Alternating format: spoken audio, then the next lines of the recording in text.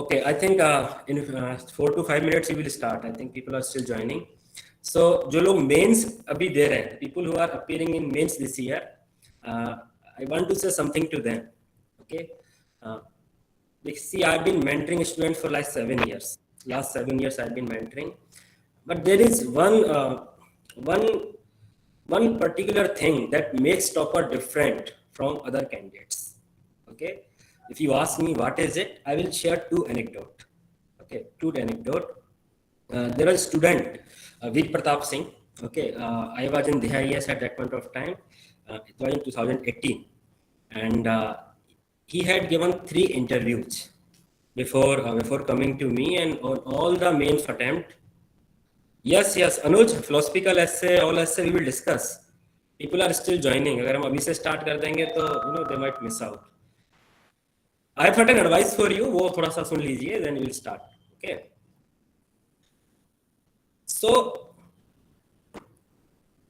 in all 3 attempts, उनके जो essay के marks थे, they were like 120, 122. All 3 attempts.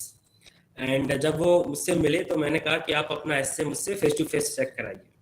तो ऐसे जब मैंने उनका तीसरी बार मैं उनका ऐसे देख रहा था, थर्ड टाइम, मैंने उनको बोला कि you are wasting yours as well as mine time. I told him in a bit anguish कि आप मेरा समय खराब कर रहे हैं. And after that he went home. काफी डिसिप्लिन तरीके से बाकी टेस्ट उन्होंने लिखे, फेस टू फेस इवैल्यूएशन वो करते रहे, और जब उनका रिजल्ट आया he got 92nd rank. Okay, interview में मार्क्स थोड़ा उतना अच्छा नहीं था, 150 या 160 के आसपास था. Still he got 92nd rank, otherwise top 50 में उनका मार्क्स होता. और एसए में he had scored 147 marks, one of the highest that year. ये चीज, this is one instance. Okay, this was possible because I was mentoring him very very personally. ठीक है, face to face evaluation में, because मुझे पता था कि वो किन चीजों में इंप्रूव कर रहे हैं, किन चीजों में इंप्रूव नहीं कर रहे हैं. And then he got this rank. Second thing is about Mehak. ठीक है, महक आपसे शेयर भी करेंगे. There are some severe deficiency in first essay. वो जो फर्स्ट एसे उन्होंने भेजा था, it was quite mechanical because she had attempted that essay from PESTEL perspective, political, economic, social, जो यूजुअली लोग करते हैं. And then also I told her कि this approach will not work, specially if you get philosophical essays, which actually happened this year. काफी सारे essays philosophical आए.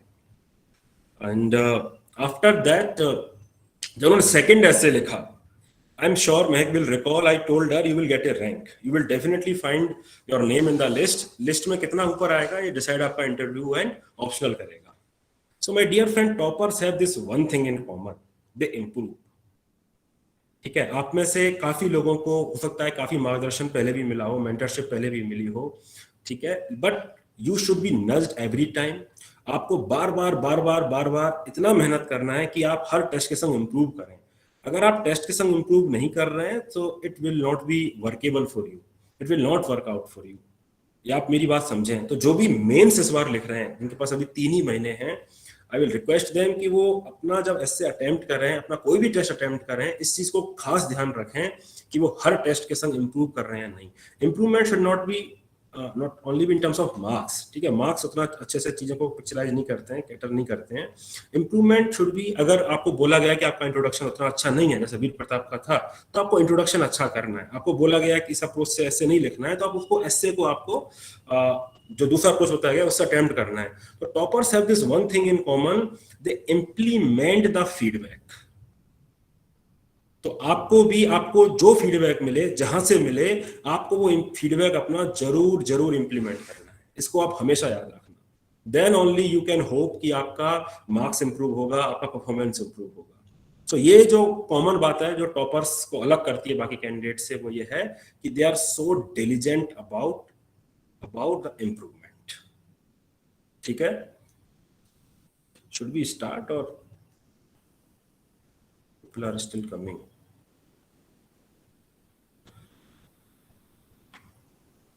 I think 2 minutes more and then we will start. अच्छा, मैं broadly बता देता हूं कि हम इस एसे को कैसे स्ट्रक्चर करेंगे. ठीक है, so that we all know. सबसे पहले we will be taking essay में Mehak will be sharing her own experience. उन्होंने कैसे तैयारी एसे की करी and what was the advice that she has for you guys. ठीक है, आप जो भी प्रिपरेशन कर रहे हैं आपके लिए क्या एडवाइस है, आप कैसे इंप्रूव कर सकते हैं. So she will be speaking on those things. After that we had formed a WhatsApp group जिसका लिंक आपको शायद फॉर्म के एंड में आया होगा या गूगल फॉर्म सबमिट किया होगा. उसमें मुझे कुछ क्वेरीज मिले, उस क्वेरीज को मैंने कोलेक्ट किया है और एसेस के इस यूनिट में डाल दिया है. तो वो queries Mahak one by one address करेंगे. ठीक है. After that we will moving on to ethics. In that also, Mehak will be sharing her approach, her experience, and the advice for you. Okay, it is all her show today. Okay, so she will be sharing all her experience. Okay, Khushboo, welcome. ठीक है. So उस experience के बाद, advice के बाद, again मुझको WhatsApp पे जो क्वेरीज मिली हैं ऑलरेडी एथिक्स में, ठीक है, उन क्वेरीज को वन बाय वन हम एड्रेस करेंगे जो ऑलरेडी आ चुकी हैं हमारे पास. लास्ट में we will be addressing the live queries. इसके बाद भी हो सकता है कि आपके पास कुछ क्वेरीज बच जाएं, उन क्वेरीज को हम लास्ट में एड्रेस करेंगे और आप चैट के थ्रू वन बाय वन पूछिएगा. एक रिक्वेस्ट आप लोगों से ये है कि थोड़ा सा इसका जो ब्रेड्थ है, जो स्कोप है सेशन का, उसको नैरो डाउन करते हैं. Specially this session is mostly about essay and ethics. तो जो लार्जर ऑडियंस है वो एसे एंड एथिक्स के लिए इकट्ठा हुई है. सो माय रिक्वेस्ट इज कि आप एसे एंड एथिक्स के इर्द गिर्द ही अपने क्वेश्चंस रखें. महक, आई थिंक पब्लिक एडमिनिस्ट्रेशन उनका ऑप्शनल था, उनके लिए हम सेपरेट सेशन रख सकते हैं बाद में कभी भी. तो ऑप्शनल की ओर ना जाएं, जीएस के बाकी पेपर्स की ओर एज फार एज पॉसिबल ना जाएं. द रीजन बीइंग कि फिर बाकी ऑडियंस का भी टाइम खराब होगा क्योंकि वो एथिक्स और एसए के पर्सपेक्टिव से जुड़े. तो मोटा मोटा हमको एथिक्स और एसए पे अपना जो क्वेश्चंस हैं वो रखने हैं और कोई भी स्पेसिफिक क्वेरी जो आपको एड्रेस नहीं हुई है वो हम लास्ट में पूछेंगे. ठीक है. और लास्ट में क्वेश्चन आंसर फॉर्मेट को रखेंगे और चैट के थ्रू आपको क्वेश्चन पूछने. ठीक है. ऑडियो के थ्रू तो मछली बाजार हो जाएगा ये. तो आई थिंक अब स्टार्ट कर लेते हैं. It's already 6:10, otherwise will be quite late. So let me welcome Mehak Jain. She has scored All India rank 17 this year. Stupendous marks in GS, ethics and essay. And I am very proud of what she has achieved. She has been quite diligent in her approach और काफी मेहनत उन्होंने करी है. And yes, Rishu, this question will be addressed. Philosophical essay काफी pain point है. We'll definitely address this. ठीक है. So Mehak, could you open the video and mic?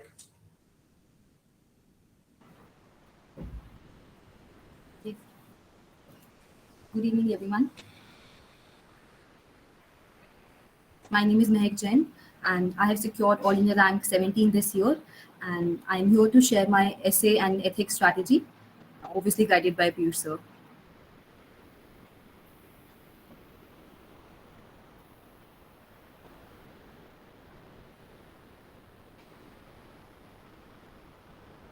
So shall I start? Sir, I think your audio. हाँ, मैं start करिए आप, क्योंकि थोड़ा टाइम लगेगा बच्चों को आने में, अदरवाइज फिर अब स्टार्ट कर दीजिए. जी. We are also recording this session and uploading on the YouTube. तो जो लेट में आएंगे, they can watch it on the YouTube also. So don't worry, you may start now. Okay, so talking firstly about essay. तो ऐसे जैसे कि बहुत important paper रहता है बिकॉज इसमें आपको मार्क्स का जो वेरिएशन होता है उसमें काफ़ी स्कोप रहता है. Compare to other GS subjects it offers you a wider bandwidth कि आप इसमें बेटर स्कोर कर सकते हैं. सो ऐसे preparation was a very central part जिससे आप अपना जीएस स्कोर ओवरऑल इंप्रूव कर सकते हैं मेंस का स्पेसिफिकली.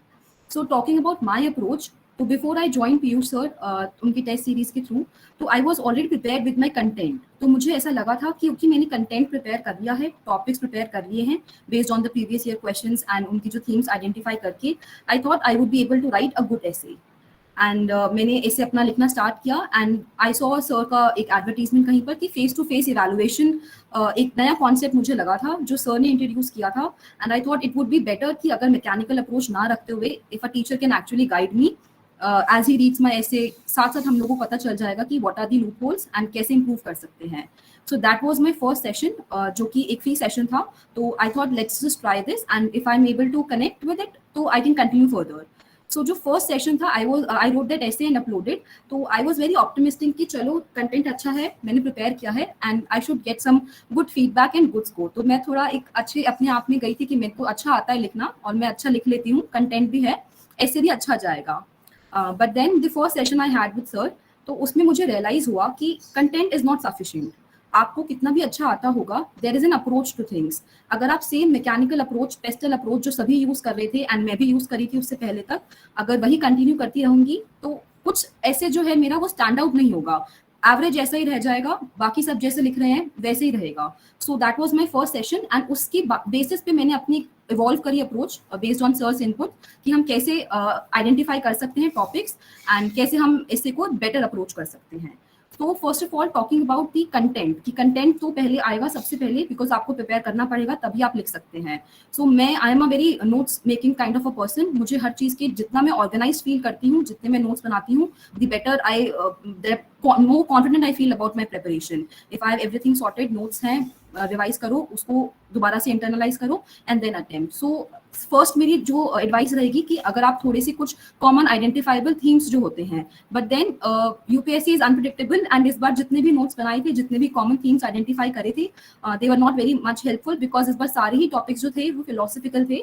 बट देन आप जो कर सकते हैं वही करेंगे, कंट्रोल द कंट्रोलेबल्स। सो जो अगर आपको कुछ थीम्स आइडेंटिफाई हो रही हैं उस पर आप आइडेंटिफाई करिए थीम्स को, बेसिक कंटेंट प्रिपेयर कीजिए। विमेन हो गया, विमेन एम्पावरमेंट हो गया, एनवायरमेंट हो गई, science and technology related questions हैं।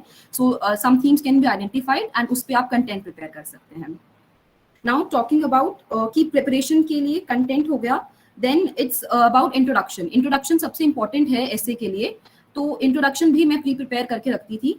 And again pre prepare introduction जो थे, okay I try to speak in English, but थोड़ी ऑडियंस हिंदी भी है, सो आई वुड प्रेफर कि अगर हम दोनों को एड्रेस कर सकते हैं।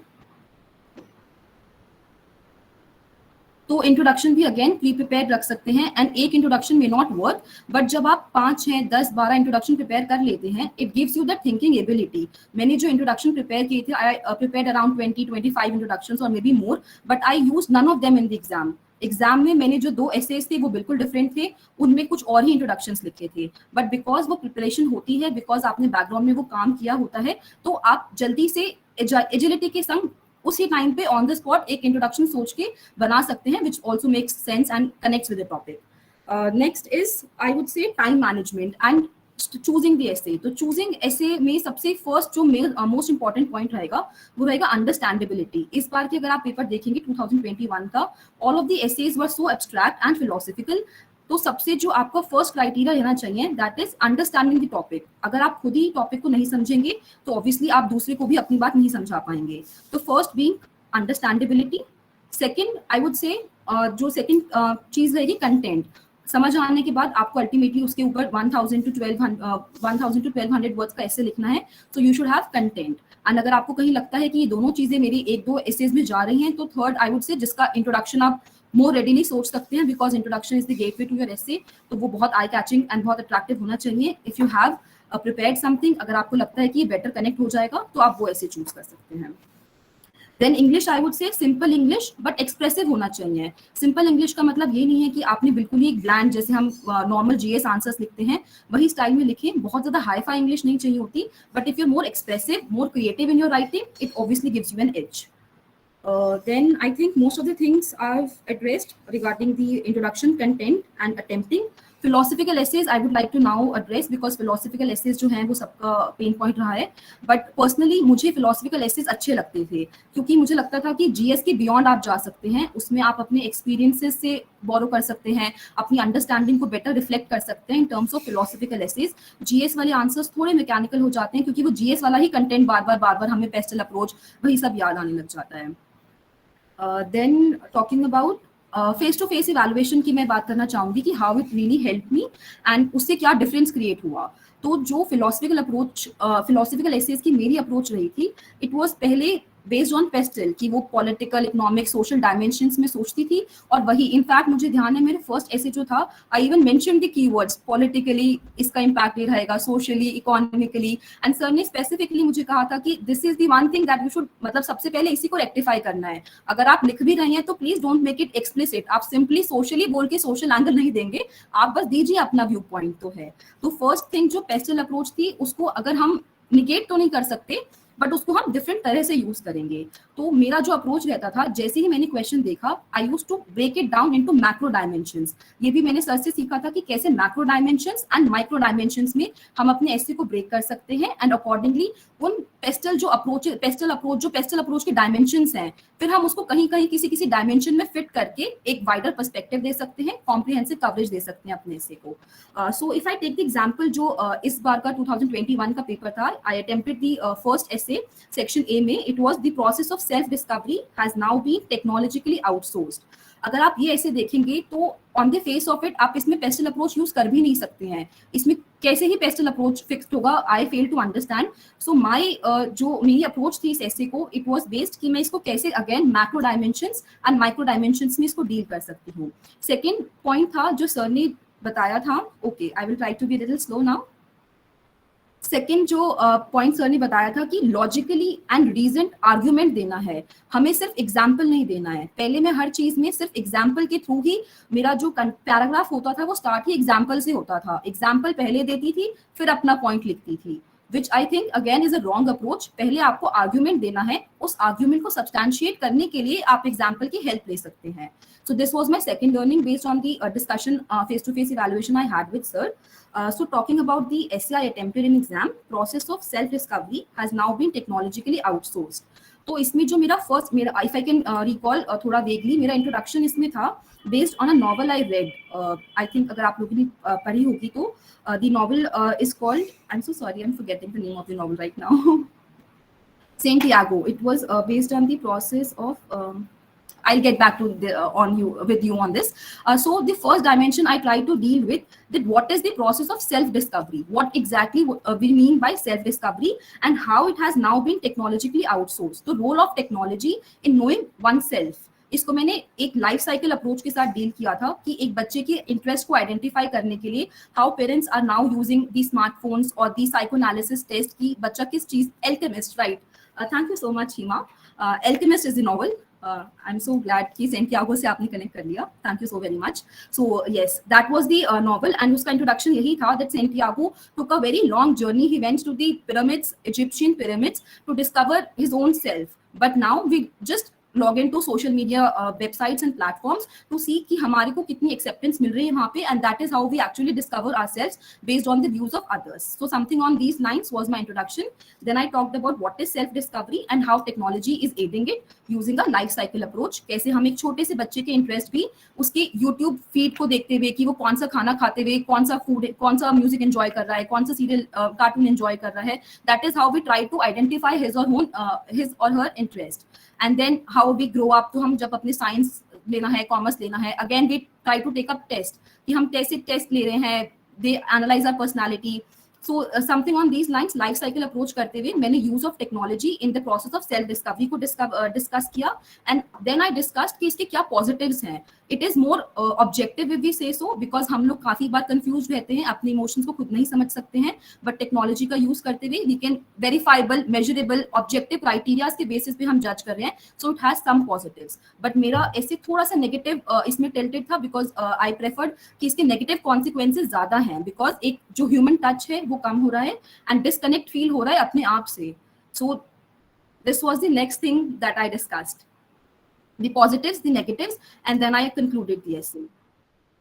Mehak, although it's a monologue for you इसीलिए I for was quite asking some if it time. would be better if we can have questions. आप question पूछिए and then I can answer one specific part of the question. तो थोड़ा break आ जाएगा। तो ठीक है, तो अब हम यस तो ऐसा करते हैं, आप अपना जी essay को सर, बता लीजिए, उसके बाद हम क्वेरीज के फॉर्म में, ओके, आपने इंट्रोडक्शन वगैरह बता दिया अपना। सो ठीक है, तो मोटा लर्निंग जो मैं कैंडिडेट्स को बताना चाहूंगा, ठीक है, लर्निंग ये है एसेज में कि एसे जो राइटिंग है ना, it needs to keep the reader hinged, ठीक है। It should not be islands कि आपने कुछ एक इन्फॉर्मेशन यहाँ दे दी, कुछ एक इन्फॉर्मेशन यहाँ दी। ऐसा लिखा हुआ होना चाहिए कि एक बार जब पढ़ना स्टार्ट करे तो कंक्लूजन में जाके ही सीधा रुके, ठीक है। So please continue. I can't fully understand the content. I think everyone here understood basic English. Thanks in advance. Okay, I think now there is a clash of okay. English versus Hindi debate. English versus Hindi debate. Okay. ठीक है, as far as possible technical terms को we will try to take that in English, और कुछ कुछ हम फिर हिंदी भी बोलेंगे बीच में, ठीक है। So I think we shall take question answers first, Yes. ठीक है, वो कर लेते हैं। Let me share the PPT with all of you in which I have written the queries that we have received already, then one by one हम करेंगे। Just give me a second.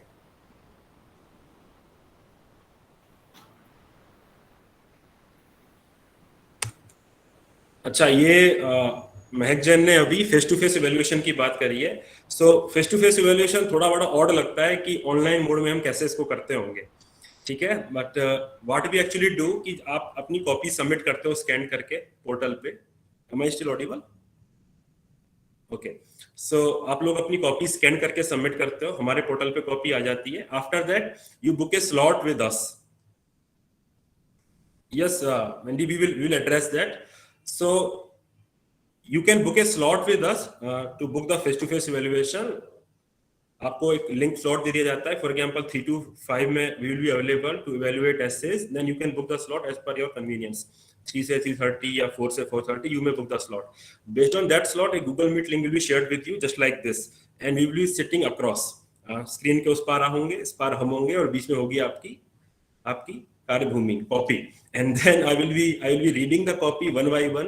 जैसे महक बता रही हैं, इन्होंने वही पॉलिटिकल इकोनॉमिक सोशल जो लिखा हुआ था, ऐसे ही वो कॉपी आपके बीच में रहेगी, and we will be telling you कि ये हेडिंग में ये कमी है, इस हेडिंग में ये कमी है, एंड इसमें आ रहा है कि आपने अलाउड नहीं किया ज्वाइन करना 2 लोगों को, ठीक है।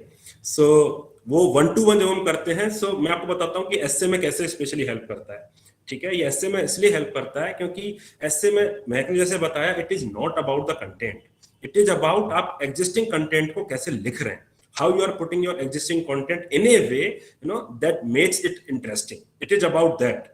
So that thing needs to be conveyed to the student through different examples. Examples कौन से? Example based on the candidate's own content. For example, more often than not, I was asked a simple question by the candidate, sir, how can I maintain the continuity? How can I maintain the continuity by using this particular information that I've shared?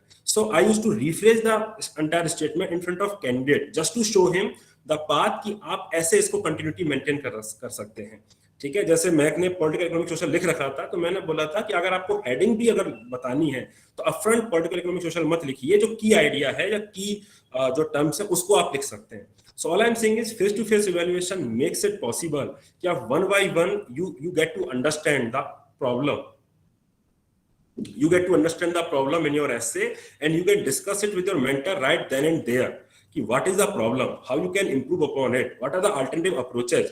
That is not possible in normal evaluation, in normal means evaluation. So that is how this face to face evaluation is especially helpful. Okay, continuity की बात कर लें, dimensions open करने की बात कर लें। जैसे महक ने बताया, इन्होंने पहला पेस्टल अप्रोच से कर रखा था, तो उन्होंने बोला कि सर मैं कैसे लिखूं, तो मैंने इनको बताया था कि ऐसे आप मैक्रो कर सकते हैं, माइक्रो कर सकते हैं। उसमें अभी टाइम नहीं है, उसको हम ओपन अप करेंगे, यूट्यूब पे सेशन ऑलरेडी है, और मैं कल एक और सेशन लूंगा, वहां पे डिटेल में डिस्कस कर लेंगे। तो देन आई टोल्ड हर कि आप इसी कंटेंट को ऐसे ऐसे करके मैक्रो एंड माइक्रो डायमेंशंस में कर सकते हैं, and then you may weave in your micro dimension PESTLE approach in this micro dimension only, ठीक है। So this is possible. तो इससे क्या होता है, you get to internalise the feedback because all your doubts are addressed then and there, you get to understand the kind of mistake you are doing and why it is a mistake in the first place, and when you understand why it is a mistake in the first place, you tend to avoid it in the examination. I've got this feedback from several students, and when they start writing essays, they in fact this is the feedback that Veer Pratap Singh got told me in the first time after mains कि sir आपने जो मुझे बोला था, the things were reverberating in my mind when I was writing. Similar feedback we have got after people have written case studies, because I kept on repeating the arguments so as to because so that people and students can internalize those arguments and can use them in the examination. Okay, so this is a face-to-face evaluation that we do in our essay writing, and the same process we adopt in mains answer script as well, GS answer script as well, in which we evaluate 4 to 5 question per mains test paper, so as to make you understand कि आपकी कमी कहाँ पे है, where you are failing in your answer writing. So that is all about face-to-face evaluation. Now we will be going to specific queries that students has asked. Yes, Mehak, all yours. Yes, sir.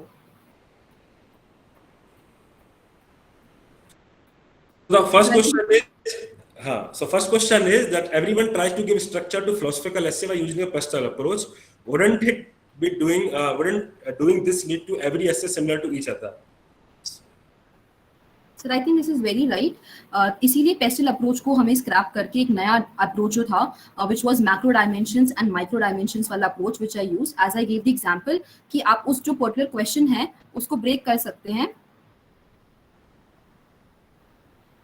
What do you understand of that question, उस statement को लेके जो first ही things मेरे दिमाग में आई थी वो था कि process of self discovery, how technology is adding it, उसके फिर पॉजिटिव्स क्या हैं, नेगेटिव्स क्या हैं. So these I would call the macro dimensions. उसके बाद मैं इसको माइक्रो डायमेंशंस में डील करूंगी विच इज बेसिकली रीजन्ड आर्ग्यूमेंट्स कि पॉजिटिव्स हैं तो क्या पॉजिटिव्स हैं, उसके नेगेटिव्स हैं तो क्या हैं, arguments and examples. And it is here that we bring in pestle approach के dimensions, not pestle approach but those dimensions. किसी में मैंने पॉजिटिव में कभी मैंने सोशल का एग्जांपल दिया, नेगेटिव्स में हमने किसी और चीज का एग्जांपल दिया. So this is how we combine the PESTLE approach dimensions as well as the macro dimensions and micro dimensions in which we break our essays. Okay, I think the similar thing goes for the second question, how to approach philosophical essay, just by opening up the macro dimension and then you can weave in your pastel approach through micro dimension. Jinko bhi, all of you who are not able to understand this macro and micro things, I will be telling this in more detail tomorrow. There will be a session on YouTube, you may join it. और अगर आपको और जल्दी है तो there is already a recorded session on the YouTube, how to get 150 marks in essay, you can watch that also. Otherwise tomorrow तो हम freshly इसको deal करेंगे. With example I will be telling you what is this macro and micro approach. अभी बताएंगे तो it will take a long, ethics को हम नहीं कर पाएंगे. Pastel approach is basically political, economical, social, technological. This is the approach. Okay, I think that also addresses the next question, how to structure the essay. Okay, Mehak, the next question is, I think this question is very much common with the students, especially जो भी mains लिख रहे हैं या जो remote areas से आते हैं. Did mentorship play a huge role in the score, and or can this be done by self preparation too? Sir I think mentorship का काफी इंपॉर्टेंट रोल रहेगा बिकॉज जैसे मैंने कहा even with the prepared content, even though my content was prepared, I knew I was writing का flare भी अच्छा था, कंटेंट भी अच्छा था, स्टाइल भी अच्छा था, बट अप्रोच ही गलत थी. तो अगर गलत अप्रोच के संग even if with all the right things and wrong approach you won't get the score that you expect. So I think mentorship आपको आपकी गलतियां आइडेंटिफाई करने में एंड उसके ऊपर एक्शनेबल इनपुट्स, गलतियां शायद से एक मैकेनिकल जो टेस्ट हम लिखते हैं जो मैंने ऑलरेडी और भी टेस्ट दिए थे, काफी जगह पहले भी ट्राई किया था, they also pointed out my mistakes. It was not that कि मुझे मिस्टेक्स पता नहीं चल रही थी, but how can I actually improve upon those mistakes. जैसे पॉलिटिकली सोशली उन्होंने बोला कि ये नहीं यूज करना है, तो कैसे उसको ना यूज करते हुए क्या यूज करना है, वो मेंटरशिप और फेस टू फेस इवैल्यूएशन में you get a better feel of it, better understanding of it, and that has definitely helped me improve the score. Okay, I would like to add that see mentorship, coaching, ठीक है, these are buzzword और थोड़ा negative connotation इनका आ गया, ठीक है, और ये मैं डिनाई नहीं करूंगा, it is because of certain wrong practices that have been adopted. But जो मेंस लिख रहे हैं उनके लिए मैं एक बात ये जरूर कहना चाहता हूँ कि सी अगर आप कितना भी मेहनत कर रहे हैं, आप एक आंसर को बार बार मेहनत करके लिख रहे हैं और गलत तरीके से उसको अप्रोच कर रहे हैं, तो इन द एंड आप गलत तरीके से ही उसको एग्जाम में लिख के आएंगे and it will cost you huge marks. आप इमेजिन करिए अगर महक ही पेस्टल अप्रोच कंटिन्यू कर जाती है अपने एसेज में, इट वाज नॉट पॉसिबल कि she would have got those kind of marks जो भी इनको मिले हैं. ठीक है, इसके लिए मैं ये बिल्कुल नहीं कह रहा हूं कि आप किसी कोचिंग को ज्वाइन करें, मैं बस ये कह रहा हूं ऑलरेडी आपको फ्री में अवेलेबल काफी सारा कंटेंट है. हमने अपने YouTube पे काफी चीजें डाल रखी हैं. एक वीडियो है how to get 150 plus marks in the essay, आप वो देख लीजिए, आपको फ्री में अवेलेबल है. ठीक है, so many videos are available for free only, आप वहां से भी गाइडेंस ले सकते हैं. बट आप आइसोलेशन में तैयारी मत करिए, आप इंप्रूव करिए, डेफिनेट स्ट्रक्चर में तैयारी करिए. So next question Mahak is, did you use charts in the essay? What will you recommend? You are mute. You are muted. Sorry, sir. So I don't think using charts is a very good idea in the essay, and then it also depends कि subject क्या है. But on the whole, अगर one word answer है तो I would not prefer using charts in the essay Also, sir, many people are asking what is this pastel approach. So pastel approach is basically हम कितने dimensions को touch कर सकते हैं, उसके लिए keyword है ये political, economic, social, technological and environmental or ethical and legal. So this is the pastel approach जिससे basically students try to collect की dimensions, हम किस topic को किस dimension से touch कर सकते हैं, pastel approach. So this is about it. Okay, so Meg, did you divide your essay that you wrote in the UPSC actually in the subheadings? That is the next question. Yes sir, I did divide my essay into subheadings, और ये मैं अपनी जो practice essays थी उनमें भी करती थी, and actual exam में भी I tried to divide my essays, and जो मेरी essay की headings रहती थी वो थोड़ी creative करने की कोशिश करती थी, but headings would resonate with the macro dimensions जो मैंने mention किए, उसी से मैं अपनी borrow करती थी. Usually 2 to 3 headings subheadings में try करती थी, not more than that. ठीक है, तो यहाँ पे I would like to add also कि हेडिंग्स जो भी दो इट शुड बी इनोवेटिव. ठीक है, ये it should not B mechanical, जैसे सोशल इकोनॉमिकल पॉलिटिकल आप लिख दें या कुछ बहुत ऑब्वियस आइडिया लिख दें. It should it should not be too many headings also. अगर आप इसको टू मेनी हेडिंग्स करेंगे तो ये बेसिकली आपका जीएस का आंसर ही बन जाएगा. ओके, तो इसका आप ध्यान रखें. गिनती की मैक्रो हेडिंग्स, मैक्रो डायमेंशन जो होती हैं 4 या 5 जो भी हैं, तो उनके अराउंड अपनी हेडिंग्स आप फिक्स कर सकते हैं.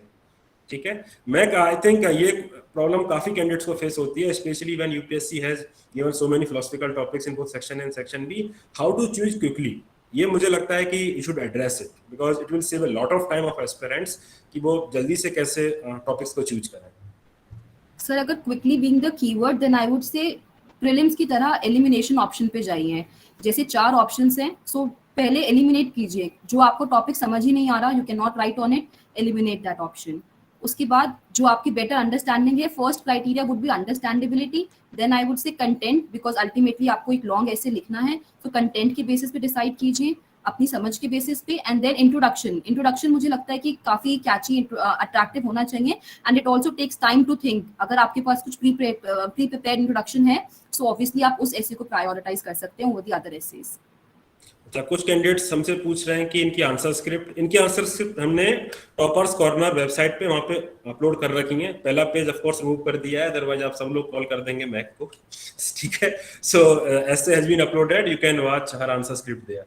Okay, so let's move on to next question. How to get essay in coherent manner, basically continuity हम कैसे एस्टैब्लिश कर सकते हैं? सर कंटिन्यूटी इस्टेब्लिश करने के लिए सर ने एक आइडिया सजेस्ट किया था कि जो आपका प्रीवियस जो पैराग्राफ है उसकी जो लास्ट लाइन है या जो आइडिया पे आप फिनिश कर रहे हैं, उसी को आप अपना नेक्स्ट जो पैराग्राफ है उसकी इनिशियल लाइन या फर्स्ट लाइन बना सकते हैं. तो इट विल लुक लाइक कि कंटिन्यूटी है. जैसे अगर हम पहले हिस्टोरिकल एग्जांपल्स की बात करते हैं, if we try to give one historical context to the essay topic, तो हम हिस्ट्री उसका डिस्कस करने के बाद we can say even in the contemporary times this adage या this the veracity of this fact can be verified. तो हमने बता दिया कि पहले ऐसा होता था एंड इवन अभी भी ये हो रहा है. तो even in the contemporary times जो एक फ्रेज है उससे आपकी वो कंटिन्यूटी एस्टैब्लिश हो गई है. ऐसे ही सिमिलरली आप जो भी आइडिया को फिनिश कर रहे हैं लास्ट पैराग्राफ में, उसी से कुछ थ्रेड्स पिकअप करके नेक्स्ट आइडिया को इनिशिएट करें, एंड दैट इज हाउ एक कंटिन्यूटी आ जाएगी ऐसे में.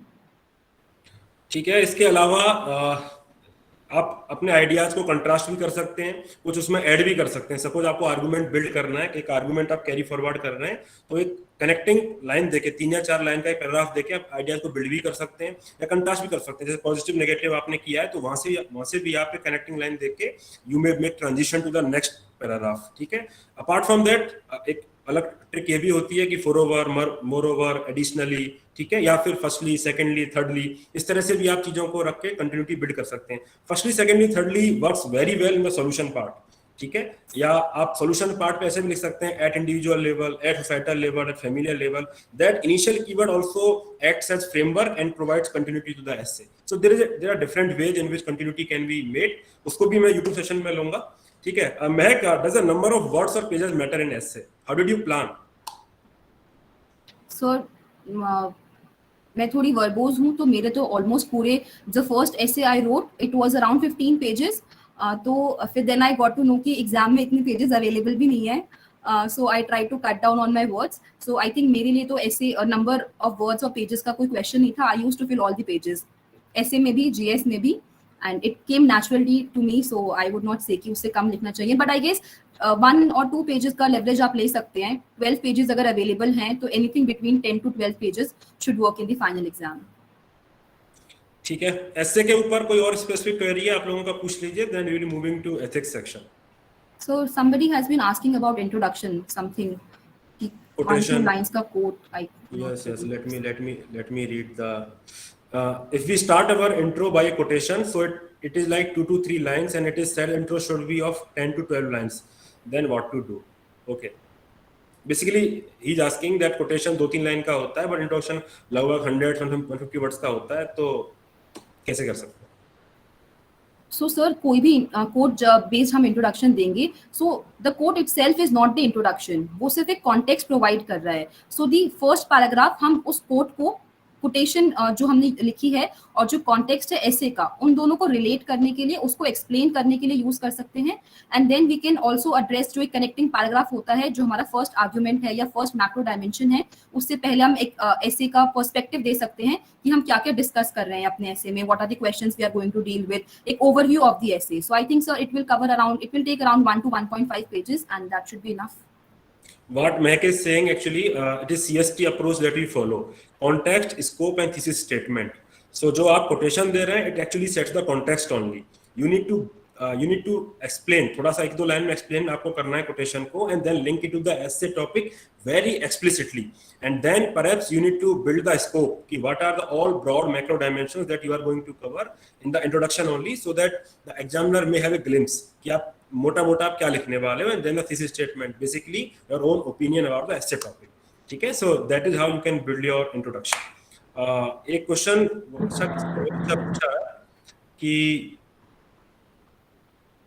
अच्छा, अनुज पूछ रहे हैं कि since we are starting ethics, may I know how helpful was the Kalam IAS ethics example? अनुज पूछ रहे हैं कि कलाम IAS के ethics का एग्जाम्पल कैसे हैं? सर एग्जाम्पल्स तो सभी हेल्पफुल हैं, इट्स ऑल अबाउट कि आपको उसको इम्प्लीमेंट, एक्चुअली उसको कनेक्ट करके लिखना आना चाहिए. सो एग्जाम्पल्स कहीं आपको वन सोर्स तो नहीं मिलेगा. मेरा फर्स्ट सोर्स न्यूज़पेपर की खुद की रीडिंग्स रही थी. I used to maintain a separate notebook for ethics. उसके बाद उसमें मैं 4 सेक्शंस में उसको डिवाइड करती थी. एक में मैं कोट्स एंड फ्रेजेस कलेक्ट करती थी, एक में मैं एग्जाम्पल्स कलेक्ट करती थी, थर्ड में आई यूज टू आइडेंटिफाई कि कुछ पॉसिबल केस स्टडीज हैं क्या जो हम न्यूज़पेपर से कलेक्ट कर सकते हैं, which could be a potential case study, and हम उसको एग्जाम्पल की तरह भी कोट कर सकते हैं. एंड देन वो सेक्शन जो फोर्थ सेक्शन था मेरा, that was for section A, जो थ्योरी पार्ट है. अगर बाय चांस हमें कई बार राइट्स एंड ड्यूटीज पे रिलेटेड हमें एडिटोरियल्स मिल जाते थे, तो कुछ कॉन्क्रीट पॉइंट्स अगर मुझे न्यूज़पेपर से मिल जाते थे तो वो सेक्शन ए के लिए रखती थी. एंड देन उस एग्जाम्पल लिस्ट को मैंने काफी सारे जो सर ने डिस्कस करे हुए हैं, यूट्यूब आई गेस प्लेलिस्ट थी सर यूट्यूब की, उसमें भी identified many keywords from the syllabus, and उस पे काफी सारे एग्जांपल्स हमने डिस्कस किए थे. I remember specific case studies जैसे corporate governance also sir I think we discussed, तो आपने उसमें फेसबुक का एग्जांपल दिया था, टाटा का एग्जांपल दिया था, आई स्टिल रिमेंबर अतुल्य इनिशिएटिव. तो आई थिंक ये वीडियोस का काफी बेनिफिट रहता है कि मैंने आई गेस 1-1.5 साल पहले सुनी होंगी, बट आई कैन स्टिल वो, और सर की आवाज में ही सुनाई देता है एग्जाम में भी, तो दैट रियली हेल्प्स. तो वीडियो सेशंस मैंने करी थी, and then examples and case studies के लिए पर्टिकुलरली मुझे बहुत हेल्प मिली थी उन वीडियोस से, एंड वो सबके लिए फ्रीली अवेलेबल हैं. तो आप पहले एक बार देखिए, समझिए. If you like the approach then you can obviously consult sir. अच्छा, मैं यहाँ पे एक बात बोलना चाहूंगा कि मैग ने बोला कि जैसे हमारी आवाज उनको सुनाई देती थी. फ्रेंड से क्यों होता है, मतलब आप ऐसा सोचिए, ऐसा क्यों हो रहा है? ठीक है, जब आप एग्जाम में पेपर अटेम्प्ट कर रहे हैं, आप ऐसा क्यों हो रहा है? ऐसा इसलिए हो रहा है क्योंकि जो भी कंटेंट आप पढ़ रहे हैं वो आप इंटरलाइज कर चुके हैं. अब महक ने अगर वो कंटेंट यहाँ से सुना है, हमसे सुना है, तो हम उनको याद आएंगे. अगर आपने किसी बुक से पढ़ा हुआ है तो आपको बुक याद आएगी कि बुक के लेफ्ट हैंड पेज पे टॉप राइट कॉर्नर में ये कंटेंट यहाँ था, राइट हैंड पेज पे बॉटम राइट कॉर्नर में ये कंटेंट यहाँ था. इट हाईलाइट्स कि आप कितना फोकस्ड है अपनी पढ़ाई पे. So this is nothing, I think nothing great about me. All the greatness is about Mehak because she was able to focus that much while listening to the video. तो आप भी जब अपनी पढ़ाई कर रहे हैं, you should also focus that much कि आपको याद रह जाए कंटेंट वहीं की वहीं और आप एग्जाम में रिप्रोड्यूस कर पाए. ठीक है, अब है कुछ क्वेश्चन पूछ रहे हैं. Sometimes topic in the essay are very personal, especially in philosophical essays. Can we use our own personal examples like we do in ethics? Sir I think we can use, बस हमको उसको थोड़ा present subtle way में करना पड़ेगा इन refined language, और हमें मतलब इस चीज का ध्यान रखना चाहिए कि पर्सनल एग्जाम्पल है तो पर्सनल डिटेल्स नहीं जानी चाहिए उसमें। एंड सेकेंडली कनेक्टेड अगर एग्जाम्पल है, रेलेवेंट है, तो वी कैन यूज थोड़ा एनोनिमस रह के हम अपना पर्सनल एग्जाम्पल भी कोट कर सकते हैं। अच्छा, इसमें इस बात का जरूर ध्यान रखना है, जैसे मैंने कहा कि पर्सनल डिटेल्स नहीं जानी चाहिए। नाम, अब पता चला आपने अपना नाम, एड्रेस सब लिख दिया, you will definitely get penalty marks from the UPSC. Okay, so personal details नहीं देनी है, but personal examples, broad story line आप डेफिनेटली दे सकते हैं अपने एसेज में या कहीं भी। ठीक है, आई थिंक मैं let's move on to ethics. Ethics में you have got very stupendous marks. Okay, 127 marks are no mean feat this year. सो बताइए आपने कैसे किया 127 marks? Sir as I already discussed, मेरी बेसिक जो अप्रोच रही थी वो मेरी नोटबुक थी, जैसे मैंने मेंशन किया। So I use to maintain that notebook 4 divisions में। एंड न्यूज़पेपर से, क्योंकि मुझे लगता है कि बहुत सारा रेडीमेड कंटेंट अवेलेबल है and we should make use of it, but then एक ऑथेंटिसिटी का फैक्टर भी हमें ऐड करना चाहिए। कुछ डिफरेंट करने के लिए थोड़ी मेहनत हमें खुद भी करनी चाहिए। एंड न्यूज़पेपर आप एनीवे रीड कर रहे हैं everyday, I believe current affairs के लिए, जीएस के लिए, तो आप जो कर ही रहे हैं उस एक्सरसाइज में you just have to be more cautious and keep an eye for things जो आप यूज कर सकते हैं। तो जैसे मैं न्यूज़पेपर रीड करती थी, मैंने उसी में से कलेक्ट करने स्टार्ट कर दिए थे phrases, examples and content. Also for section A particularly आप कोई भी बुक भी रेफर कर सकते हैं, कोई कोचिंग मटेरियल का, इंस्टीट्यूट का जो उनकी प्री प्रिपेयर्ड कंटेंट होता है, बिकॉज मोस्टली वो सेम ही रहता है, उतनी डायरेक्ट क्वेश्चंस एग्जाम में आते भी नहीं है, बट वो बेसिक कंटेंट आप कहीं से आउटसोर्स भी कर सकते हैं, वो प्रिपेयर कर सकते हैं। एंड केस स्टडीज के लिए जो मेरा बेसिक सोर्स था वो सर की केस स्टडी के डिस्कशंस थे, यूट्यूब पे फ्रीली अवेलेबल थे डिस्कशंस, तो मैंने पहले वो डिस्कशंस देखे। उससे हम आइडेंटिफाई कर सकते हैं that there are some broad frameworks या थीम्स जो हर केस स्टडीज में इन जनरल अप्रोच समझ में आती है कि कैसे हम किसी प्रॉब्लम को डील कर सकते हैं। लाइक आई रिमेंबर एक क्वेश्चन था, पर्टिकुलर केस स्टडी थी, प्रीवियस ईयर क्वेश्चन की ही थी, उसमें we were asked to make a policy किसी सब्जेक्ट पे, I am not very sure कि क्या सब्जेक्ट था वो, tribal policy related something like that. तो हमें policy, rehabilitation policy, rehabilitation, right. तो हमें पॉलिसी फ्रेम करनी थी। Now this was a question कि जो एग्जाम पे अगर हम डायरेक्टली जाके सोचेंगे तो शायद हमें कुछ टाइम लग जाएगा। हम आंसर ऑब्वियसली लिख सकते हैं, बट टाइम भी एक मेजर कंस्ट्रेंट रहता है एग्जाम में। सो अगर आप देखेंगे तो वो क्वेश्चन जो है वो सिर्फ एक ही बार आया हुआ है प्रीवियस ईयर क्वेश्चन में, तो देयर इज एवरी पॉसिबिलिटी कि वो कभी ना कभी किसी और फॉर्म में रिसरफेस कर जाए दोबारा से कमिंग एग्जाम्स में। तो मैंने वो डिस्कशंस को फॉलो करा, उसमें सर काफी सारे अप्रोचेस बताते थे कि कैसे हमारी अप्रोच लेनी चाहिए केस स्टडीज को लेके, एंड सम स्टैंडर्ड आर्ग्यूमेंट्स, जो स्टैंडर्ड आर्ग्यूमेंट्स होते हैं वो हमें क्विकली अपनी बात को कहने में एक रीजन तरीके से हेल्प करते हैं। तो स्टैंडर्ड आर्ग्यूमेंट्स पता चल गए, अप्रोचेस पता चल गई, and then practice. Practice I think ethics में सब चीजों को बीट करता है practice, because it is not about what you have और what you know, it is about how you write it. Examples को प्रैक्टिस कर सकते हैं, केस स्टडीज को प्रैक्टिस कर सकते हैं। I literally practised every single question from 2013, section A, section B, मुझे लिटरली हर क्वेश्चन पता था। एटीट्यूड रिलेटेड जितने भी क्वेश्चंस थे, अगर आपने वही क्वेश्चंस लिख लिए, उन्हीं को प्रिपेयर कर लिए, योर प्रिपरेशन इज डन। उसके बियॉन्ड आपको जाने की जरूरत भी नहीं है, बिकॉज एग्जाम में भी रिसाइकल्ड फॉर्म में वही क्वेश्चन आएगा। You just have the content, you have to modify it as per the demand of the question, and then you can write it. So if I can summarize her strategy, एक तो हो गया content part पे it was about picking up the current affair examples, case study, etc. from the different sources that any aspirant might be coming across, maybe newspaper, maybe coaching materials, maybe any topper's answer script. So it is basically about consolidating all the knowledge at one place and then remembering it. The second part is application about whatever you have learned should be on the paper, otherwise तो कोई मतलब नहीं है आपके पढ़ने का। ठीक है, so these two things you must practice. Case studies and section है रिक्वायर सर्टेन अप्रोचेस। ठीक है, वो अप्रोच हमने डिस्कस की हुई है। आप वो अप्रोच जैसे बोल रही हैं कि स्टैंडर्ड आर्गुमेंट्स मिल जाते हैं। ठीक है, जैसे एक स्टैंडर्ड आर्गुमेंट होता है कि सिंपली स्लोप। ठीक है, हम सिंपली स्लोप हम कर दें, बेसिकली एक ग्रेटर गुड को दिखाते हुए हम छोटा सा गलत काम कर दें। तो ये ऑप्शन हमेशा आप किसी ना किसी स्ट्रिक्ट केस स्टडी बना सकते हो कि मैं अगर कोई स्कीम के लिए आ रहा है और स्कीम पे अगर उसके पास डॉक्यूमेंट्स अगर नहीं है, ठीक है, लेकिन वो मर जाएगा, भूखा मर जाएगा, तो मैं इनके लिए रूल ब्रेक कर दूंगा, हो गया सिंपली स्लोप। ठीक है, तो ये स्टैंडर्ड आर्गुमेंट है जो आप कहीं भी लगा सकते हो। तो इसके भी स्टैंडर्ड काउंटर आर्गुमेंट है। If you can remember those counter argument, it will be very very easy for you to reproduce them in the examination. It will save a hell lot of time of yours and you will get very good marks because you all have standard arguments. ठीक है, तो that should be your approach. You should be able to categorise and identify the different arguments कि ये approach, ये arguments मेरे यहाँ लगेंगे, ये आर्गुमेंट्स मेरे यहाँ लगेंगे, and then should remember them. When you practice them so much, like Mehak has done with respect to previous year questions, those arguments will be ingrained in your subconscious mind and they will be playing when you are writing. Okay, तो ये आप जरूर करें अपने उस पे. This is a playlist that Matt was talking about. ये ethics terminology series है जो हमने उस समय पोस्ट करी थी. इस टर्मिनोलॉजी सीरीज में you can see I have discussed so many ethical terminologies with definitions, examples from multi dimensional historical example, administrative example, ठीक है, examples from private sector, so that there can be a huge value to whatever you are learning. छोटा example आप याद कर रहिए लेकिन जगह उसको लगाइए, ठीक है. It will be very helpful. Then this is the discussions that Mehak is talking about. Case studies के discussion जो हमने किए थे, how to make section A of ethics paper scoring, how to write case studies. इसमें section A के भी हमने जो different previous year questions हैं UPSC के वो pick किए थे.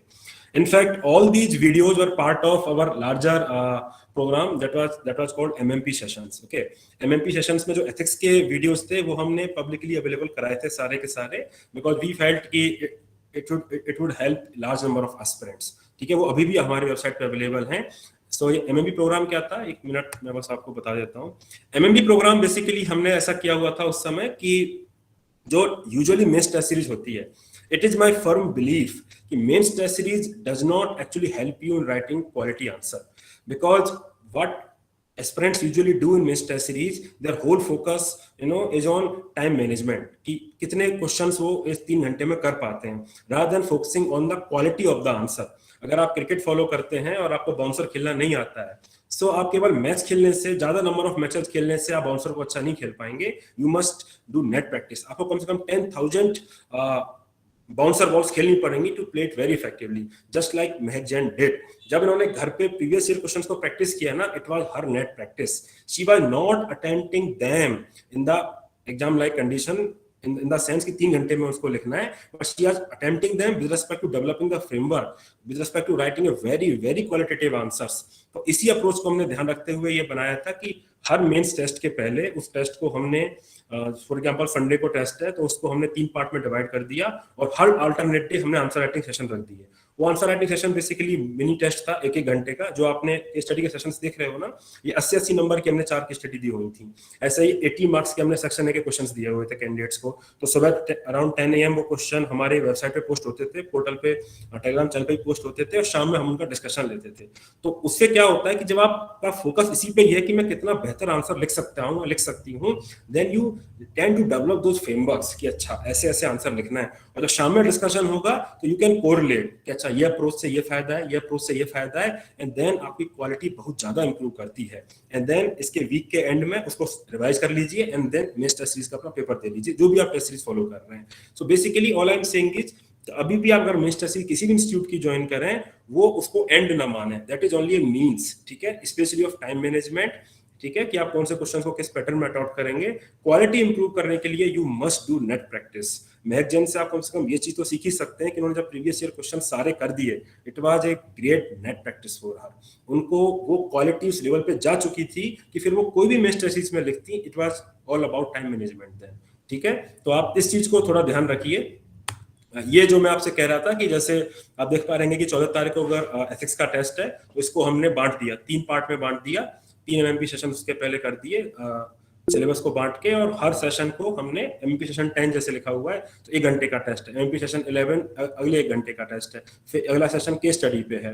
तो ये 1-1 घंटे का जो टेस्ट है, it is like net practice. और ये हमने प्रीवियस ईयर क्वेश्चन हीट्स में डिस्कस किए हुए हैं और ये सब फ्री में यूट्यूब पे अवेलेबल है, आप देख सकते हैं. Okay, so these are the queries, Mehak, that the students have sent us. So I think the first query you have already addressed, how to get recent examples, cases for ethics and essay. It was mostly from the newspaper. Okay, one thing I would like to add, candidates जिनके attempts बढ़ चुके हैं, for example 3rd attempt है, 4th attempt है, 5th attempt है, they often find it very mundane to read the newspaper because the arguments are more or less similar. ठीक है, उनको content आ रहा होता है. तो उनके लिए मैं ये कहूंगा कि न्यूज़पेपर को कंटेंट इसके हिसाब से याद मत करिए कि वो 5 से 6 आर्गुमेंट क्या रहेंगे आपके मेंस के आंसर में या आपके एथिक्स के आंसर्स में। आप उनको न्यूज़पेपर को बस इस तरीके से देखिए कि आप क्या एग्जांपल्स वहां से ले सकते हैं, कौन सा रिपोर्ट्स आप वहां से ले सकते हैं, केस स्टडी वहां से ले सकते हैं। Believe me, they will be very different, they will make your answers very very different from your fellow aspirants. क्योंकि जो मेन कंटेंट है वो तो आप किसी भी कोचिंग के नोट से पढ़ सकते हैं, और उसमें आपको दिमाग लगाना भी नहीं चाहिए कि आप पूरा न्यूज़पेपर का एडिटोरियल का नोट्स बना रहे हैं। जो वैल्यू एडिशन वाला पार्ट है, जो आप खुद का एग्जांपल, खुद का ऑब्जर्वेशन आप वहां डालेंगे, it will make your answer stand out, it will make your essay stand out. तो जरूर जब आप प्रीलिम्स और मेंस की न्यूज़पेपर पढ़ें तो क्विकली आप ऊपर से देख पाएं कि ये चीज इसका एग्जांपल बना रही है, ये चीज इस टर्मिनोलॉजी का एग्जांपल बनाई है, और वो जरूर अपने नोटबुक में डालें। So Meg, the second question is how to bring structure in the quotation type question, and did you use any specific template? Quotation based question section में आते हैं। सर कोटेशन बेस्ड जो क्वेश्चंस होते थे मैं उसको मिनी एसेज की तरह ट्रीट करती थी। जैसे मिनी हमारी जैसे फिलोसफिकल एसेज हैं, आई थिंक वो सिमिलर अप्रोच रहती थी। उसमें भी if I can use micro dimensions वाला approach, that would be one thing. Then again PESTEL approach में इसमें यूज कर लेती थी। इसमें मुझे नहीं लगता कि इतना, because it's a 10 marker usually quotation based जो क्वेश्चंस आते हैं, तो पेस्टल बेस्ड एक अप्रोच हो गई। And then as you mention individual, societal, national, international, organisational levels पे बात करके we can try to give some structure to the quotation based questions. ठीक है, तो बेसिकली फ्रेंड्स यहाँ पे भी बात डायमेंशंस की है।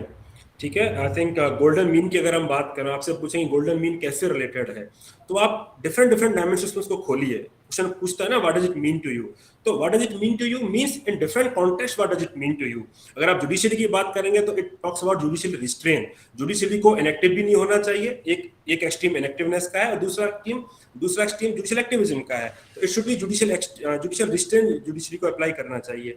अगर मैं और गोल्डन मीन की बात करूं तो ब्यूरोक्रेसी का एग्जांपल ले सकते हैं। Bureaucracy should not B so rule driven कि वो एंड पर्पज ही भूल जाएगी पब्लिक सर्विस है, और neither it should be so brazen कि बार-बार रूल तोड़ने पे आ जाए। तो अगेन ठीक है, तो इस तरह से आप डिफरेंट कॉन्टेक्स्ट में इंडिविजुअल लाइफ का आप एग्जांपल ले सकते हैं कि वर्क लाइफ बैलेंस आदमी को रखना चाहिए। कैरियर की बात अलग है, फैमिली की बात अलग है, अपनी लाइफ की बात अलग है। ठीक है, मेंटल हेल्थ की आप बात कर सकते हैं। So very different context you can relate to your quotation based questions। ठीक है, so that you can tell the examiner कि you know you are quite analytical in the sense that the quotation is asking you to relate। Meg, how did you approach your case studies? Did you use a lot of thinkers real life example, or did you use a set of key values in the case study to substantiate your argument? So as far as case studies are concerned, I think हमारे पास 6 case studies होती हैं mostly in the exam if the conventional pattern is followed। So I tried कि मैं थोड़ा variation लाके different approaches से case studies को solve करूं, ताकि थोड़ा interest भी रहे examiner का भी, and थोड़ा difference भी create कर सकते हैं। So there was no fixed one approach कि सभी case studies को एक ही तरह से deal करना है। स्टैंडर्ड आर्ग्यूमेंट्स, जैसे कि मेरे डिस्कशन से कुछ नोट डाउन कर रखे थे तो उसके मैंने नोट्स बनाए हुए थे, तो स्टैंडर्ड आर्ग्यूमेंट्स का यूज करती थी। And mostly we are also directed case studies में, स्पेसिफिकली इन दी 2021 पेपर हमें ज्यादा सोचने का स्कोप नहीं था, बिकॉज उन्होंने क्वेश्चन के अपने आप सब पार्ट्स दिए हुए थे, उसके आपको पॉजिटिव नेगेटिव डिस्कस करने होते हैं या फिर इम्प्लीकेशन डिस्कस करनी होती हैं। So that was broadly the approach. Lot of thinkers, I don't think sir मैं बहुत ज्यादा थिंकर्स नहीं यूज करती थी, बिकॉज मुझे याद भी नहीं रहते थे एंड मैंने याद करने का ट्राई भी नहीं किया था। आई एम मोर इनटू की ओरिजिनल अपना आर्ग्यूमेंट, आपकी अंडरस्टैंडिंग आप रिफ्लेक्ट कीजिए। थिंकर्स तो सभी को, आई गेस एग्जामिनर को भी काफी आता है, they not looking for particular specificities, but कि आपकी अंडरस्टैंडिंग है या नहीं, एंड प्रैक्टिकल सॉल्यूशंस या प्रैक्टिकल चीजों पे ग्राउंड लेवल पे बात हो रही है या नहीं हो रही, rather than the theoretical concepts. तो वो बीच में आ जाते थे कभी references, but not a lot of them. So friends, मैं आपको ये भी बताना चाहूंगा कि एथिक्स में ना, do not make it too complex a subject. Ethics UPSC ने जो पेपर डाला है, इट इज मेंट टू जज योर एथिकल क्वेश्चन। तो जितना आप अपने आप से रिलेट करके अपने ऑब्जर्वेशंस, अपने आर्गुमेंट देंगे रादर देन किसी के कंधे पे रख के बंदूक चलाएंगे, तो वो आपको ज्यादा बेहतर मार्क्स आपको दिलाएगा। ठीक है, तो अपने आर्गुमेंट्स यूज करिए, अपने एग्जांपल्स, अपना एनालिटिकल पर्सपेक्टिव वो अपने एग्जामिनर को दिखाइए। और दूसरी बात ये है कि जैसे मैक ने बोला कि डिफरेंट मैकेनिकल नहीं होना चाहिए, 6 केस स्टडीज हैं। So I would request you कि आप different sort of introduction prepare करें। मैंने देखा है कि स्टार्ट कर देते हैं स्टेक होल्डर, तो do not make it mechanical. ठीक है, examiner never become pissed off हो जाते हैं वो केवल स्टेक होल्डर अप्रोच से. So try to have a varied form. ठीक है, डिफरेंट टाइप से अपने केस स्टडी को आप स्टार्ट कर सकते हैं. वो भी मैंने डिस्कस किया हुआ है, फ्री में अवेलेबल है, आप देख लीजिए. How to attempt the case studies, different types के I think 7 to 8 types of introduction I have given. So 6 case studies में अगर 3 से 4 टाइप के इंट्रोडक्शन आप देते हैं तो इट शोज योर इनोवेशननेस. ठीक है. So how to use ethics scholar in the answers. I think answers Mahak has already given. थोड़ा यूज करना है, दूसरों कंधे पे नहीं बंदूक चलानी है, अपने ओन आर्गुमेंट्स जितना हो सके हमको यूज करना है. अच्छा, ये क्वेश्चन है जो महक आपको जरूर एड्रेस करना चाहिए, जो कैंडिडेट्स बहुत परेशानी फेस करते हैं. How to tackle word limit and complete in time, especially case studies. इसमें आपने क्या किया? सर इसमें आई वुड से जब मैं टेस्ट लिखती थी तो मैंने एक अप्रोच आइडेंटिफाई करी अपनी, that how to attempt the paper in the actual exam. तो मुझे ऐसा लगता था कि compare to case studies we have more scope of scoring higher in the section A, because वहाँ पे आप अपना आंसर डिफरेंट कर सकते हैं. व्हेन वी टॉक अबाउट की केस स्टडीज, उसकी पॉसिबल मतलब most of the time it is very clear कि what is the right thing to do. They just want us to present all the arguments, options हमसे मांगते हैं, but answer कहीं ना कहीं सभी का सिमिलर रहता है, सभी का क्लियर. हर कोई एथिकल आंसर ही देना चाहता है केस स्टडीज में, even if that's not the thing they are going to actually do. So I think answer उसमें प्री डिफाइंड रहता है टू सम एक्सटेंट. तो मैं फोकस करती थी कि मैं सेक्शन ए से स्टार्ट करूं. सेक्शन ए में मैं पहले अपना जो भी आंसर्स रहते थे वो डील करने के बाद उसमें कोटेशन बेस्ड क्वेश्चन एक छोड़ देती थी अपना. मेरा उसमें थोड़ा सा कंफर्ट रहता था, तो I would attempt it at last. And then थोड़ा सा 5-10 मिनट्स का लेवरेज में केस स्टडीज में लेती थी, क्योंकि वो काफी लंबी भी होती थी, तो आपको उसको जल्दी रीड करने में भी प्रॉब्लम होती थी. एंड देन बहुत सारे सब पार्ट्स रहते हैं, एंड पेजेस भी 4 रहते हैं, एंड पेजेस फिल करना भी to some extent it's important कि आप मतलब 2 पेज में तो आंसर अपना वाइंड अप नहीं कर सकते. तो इन सबको देखते हुए 10 मिनट्स का मैं थोड़ा एक्स्ट्रा टाइम लेती थी दैन द स्टिपुलेटेड टाइम, जो हमारा 15 मिनट्स का केस स्टडीज रहता है, उसके अगेंस्ट में 10 मिनट्स एक्स्ट्रा ऐड करती थी. और वो जो 10 मिनट्स मैंने यहाँ पे एक्स्ट्रा कंज्यूम किए हैं वो मैं अपने सेक्शन ए से कॉम्प्रोमाइज करती थी in terms of my speed, because मैंने प्रिपेयर कर रखा था कंटेंट, तो जल्दी स्टैंडर्ड आर्ग्यूमेंट्स के साथ, एग्जांपल्स के साथ. This is I think where notes and आपकी जो जितनी प्री प्रिपेयर्डनेस है वो काम आती है. अगर आपने ऑलरेडी सब चीजें करी हुई हैं प्रिपेयर, तो आप जल्दी लिख पाएंगे, जल्दी सोच पाएंगे. वो जो टाइम आपका सेव होगा वो आप अपने थोड़े जो केस स्टडीज यूजुअली डिफरेंट ही होती हैं, नई ही होती हैं, तो वो आपको ऑन द स्पॉट वहीं डील करनी है. But section A is more predictable, तो वहां से टाइम सेव कीजिए, 10 मिनट्स एक्स्ट्रा लीजिए और वो आप केस स्टडीज में यूटिलाइज कर सकते हैं. तो इसमें एक इम्पॉर्टेंट बात ये भी है कि जैसे महक ने बताया कि she had practised almost all the question from 13 to last year. तो दिस आल्सो हेल्प्ड हर. ठीक है, because all the things were in her head when she was writing. अगर आप देखोगे ना यूपीएससी के एथिक्स के पेपर को, after a point of time arguments kept on repeating. ठीक है, आर्गुमेंट्स रिपीट होते हैं. आप किसी भी, आप ऐसे पकड़ लो चाहे ऐसे पकड़ लो, आर्गुमेंट्स केप्ट ऑन रिपीटिंग. तो आप ये भी कर सकते हैं कि अपने कुछ एरियाज को कंफर्टेबल एरियाज बनाइए जिसमें आप कम टाइम में क्वेश्चन अटेम्प्ट कर पाए. इट माइट भी, अगर टर्म्स बेस्ड क्वेश्चन कई बार यूपीएससी पूछ लेता है, या कुछ क्वेश्चन बहुत आसान पूछते हैं, इमोशनल इंटेलिजेंस बेस्ड क्वेश्चन होते हैं, या जिनके आंसर आपको एकदम हाथ पे रखा हुआ है, आपको बहुत कंफर्टेबल जोन है, तो आप लास्ट में अटेम्प्ट कर सकते हैं केस स्टडीज के बाद. जैसे मैक के केस में it was about philosophical topics जिसमें वो काफी कंफर्टेबल थी. तो आप भी अपना कुछ नीचे जोन बना लीजिए, स्टार्ट करिए. इनफैक्ट अगर मुझे अच्छे से याद है तो मेरा पहला वीडियो ही how to make section A scoring था, because I also personally believe कि case study becomes bit mechanical. ठीक है, जो 4-5 ऑप्शंस बच्चे जनरेट करते हैं मोर और लेस सेम लाइन पे चले जाते हैं, और सेक्शन ए थोड़ा सा डिफिकल्ट हो जाता है क्योंकि प्रेजेंटेशन की बात आती है, आर्गुमेंट्स की बात आती है, बट वहां पे एक ग्रेट वेरीनेस भी होता है आंसर की क्वालिटी में. एक कैंडिडेट बहुत अच्छा आंसर लिखेगा, एक उतना अच्छा नहीं लिख पाएगा क्योंकि वो केस स्टडी में 1.5 घंटे खराब, 2 घंटे खराब कर चुका है, केस स्टडी पे उसमें तैयारी में बहुत ज्यादा मेहनत कर दी. तो आप थोड़ा बैलेंस अप्रोच रखें और सेक्शन ए को लाइटली मत लें. सेक्शन ए में मार्क्स, अगर मैंने कुछ कैंडिडेट्स का देखा, 3 मार्क्स से 7 मार्क्स तक वेरी करता है. 4-4 नंबर का एक क्वेश्चन में वेरी कर जाता है, because some people are very बहुत अच्छे तरीके से प्रिपेयर्ड होते हैं सेक्शन ए के क्वेश्चंस को लेके. तो सेक्शन ए को आप लाइटली मत लें, वो भी 125 मार्क्स का या 130 मार्क्स का यूपीएससी जो पूछ रही है आजकल. ठीक है, तो 130 मार्क्स का है, उसको भी आप करें. Sir I would like to add something here. Section A prepare करना इजी भी है, बिकॉज उसमें ऑलरेडी यूपीएससी ने आपको इतने सारे की टर्म्स दिए हुए हैं, मोर और लेस जो क्वेश्चंस है वो उसी के अराउंड रिवॉल्व करते हैं. And then as I said, previous year question से आपने एटीट्यूड एक जैसे टर्म मेंशन है, इंटीग्रिटी मेंशन है, transparency as a value mention है, आपको वो टर्म भी मिल गया. उसके अगेंस्ट आपको 5-6 type of questions in all these years, कम से कम 5-6 क्वेश्चंस रहे होंगे उस टॉपिक से, आपको डिफरेंट टाइप्स ऑफ क्वेश्चंस भी मिल गए. आपने कीवर्ड पे बेसिक कंटेंट प्रिपेयर कर लिया, आपने 5-6 क्वेश्चन प्रिपेयर कर लिए, तो जब एक सातवां टाइप का भी क्वेश्चन अगर एग्जाम में आएगा तो आपके लिए कंपैरेटिवली इजी होगा उसको लिखना। Another thing is, for some people it might sound little overwhelming कि इतने सारे questions 2013 onwards, every single question I had written, newspaper के notes over the years। तो I would like to say कि ये जो सब काम था ये मैंने prelims 2021 से पहले कर लिया था। ये सब 2 महीने में करना पॉसिबल मेरे लिए भी नहीं था, एंड आई गेस बाकी सबके लिए भी डिफिकल्ट ही रहेगा, इफ नॉट इम्पॉसिबल। तो इतना ग्राउंड वर्क जो है, जो बेसिक प्रिपरेशन थी, न्यूज़पेपर में पूरे साल पढ़ती थी तो पूरे साल उसमें से ऐड करती थी। लास्ट में प्रीलिम्स और मेंस के बीच में I just consolidated those notes. मैंने उनको बहुत ही ब्रीफ रखा। अपने 5-6 पेजेस के नोट्स थे मेरे सेक्शन ए के, 2-3 पेजेस केस स्टडीज के थे, 2 पेजेस कोड्स एंड एग्जांपल्स के थे, 2 पेजेस आई गेस डायग्राम्स के थे। तो इन एंड अराउंड 20 पेजेस मेरा पूरा एथिक्स मैंने समराइज कर लिया था। उसको मैंने कम से कम 4-5 बार रिवाइज किया होगा, उसी से मैं रिवाइज करके टेस्ट भी देती थी। सो जो 2.5 महीने का या 2-2.5 महीने का टाइम है उसमें आप सिर्फ कंसोलिडेट कीजिए और प्रैक्टिस कीजिए। जो बेसिक ग्राउंड वर्क है, मेहनत करने का टाइम है, वो प्रीलिम से पहले है। एटलीस्ट आपको मोटा मोटा सब कुछ तैयार करके उससे पहले ही रखना पड़ेगा। थोड़े बहुत जो गैप्स हैं वो ऑब्वियसली हम फिल कर सकते हैं between prelims and mains as well.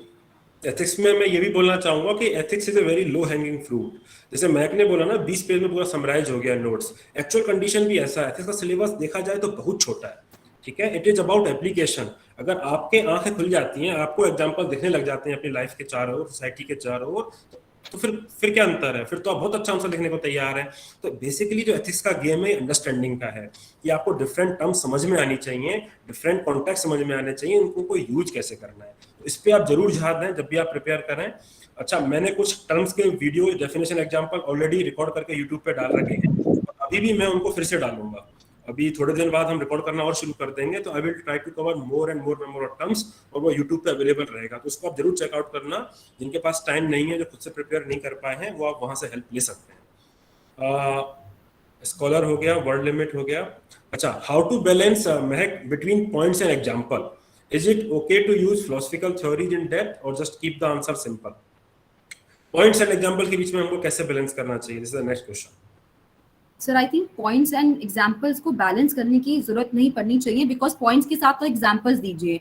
अगर आप ट्राई टू राइट 10 मार्कर है तो मैं 10 डायमेंशंस नहीं 10 फैक्टर्स कह सकते हैं मे बी, या 10 headers. Introduction would be one thing. अगर मैंने कुछ उसमें डायग्राम बनाया तो I would consider that as 1 mark मेरा उसमें हो गया। 5-6 पॉइंट्स में मेंशन करने की कोशिश करती थी, 2-3 वे फॉरवर्ड मेंशन करने की कोशिश करती थी, एक कंक्लूजन हो गया। So 10 markers means 10 things that you are writing in your exam, in your answer, which includes everything from introduction, body and diagram, everything. तो जैसे जैसे आप पॉइंट्स देते जा रहे हैं, साथ ही में आप एग्जांपल्स ऐड कीजिए एज फार एज पॉसिबल। अगर 7 पॉइंट्स हैं, 6 पॉइंट्स हैं, तो एटलीस्ट 4-5 एग्जांपल्स आप उन्हीं के साथ कर सकते हैं। और अगर इल्यूसिडेट है या फिर एग्जांपल स्पेसिफिकली क्वेश्चन में मेंशन्ड है, तो आप एक पर्टिकुलर एग्जांपल को लेके उसको अच्छे से डिटेल में इलैबोरेट कर सकते हैं, एक्सप्लेन कर सकते हैं।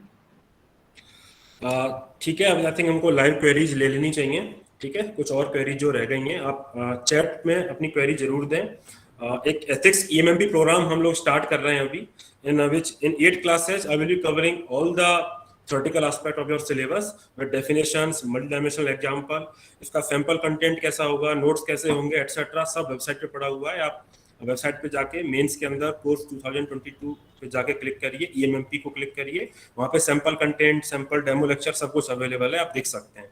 ठीक है, तो 8 क्लासेस में पूरा सिलेबस आपको कवर हम कराएंगे, एंड 6 क्लासेस केस स्टडीज की रहेंगी, ताकि on the spot case studies कैसे रहेंगे। केस स्टडीज में को आप लाइव अटेंड करिएगा जो भी प्रोग्राम से जुड़े, क्योंकि मेरा जो पढ़ाने का तरीका है वो ऐसे ही है कि मैं बच्चों से पूछता हूँ कि आप वैसे सोचिए, आप बताइए, वैसे करिए, तो वो आपके अंदर वो चीजें आ जाएंगी कि ऑन द स्पॉट हम एग्जाम में कैसे सोचें। ठीक है, मैं लिखा भी हुआ है pedagogy for ethical stimulation, because I use that. I ask so many questions from the students so that candidates themselves start thinking अच्छा वैसे सोचना था, तो वो हम करेंगे इस प्रोग्राम में। और ये प्रोग्राम बिल्कुल भी थ्योरेटिकल नहीं होगा। ठीक है, this program will be application oriented only. जैसा मैं कह रहे हैं कि it should not be complex, ठीक है, it should be very simple। एक जो होता है ना, जो एथिकल बंदा होता है उसको सब चीजें दिखती हैं, सोसाइटी में गलत होते हुए दिखता है, उसको वो आर्गुमेंट्स दिखते हैं, वैसा आपको बनना है और वही आपको प्रेजेंट करना है। You will definitely get marks. आप लोग अपनी क्वेरी जरूर लिखिए अपने चैट में। ठीक है, मैं अब तक कोर्सेज वगैरह बता देता हूँ, जिनको भी क्वेरीज कुछ रह गई हैं चैट में प्लीज लिखें। This is another course that we are having for mains this year.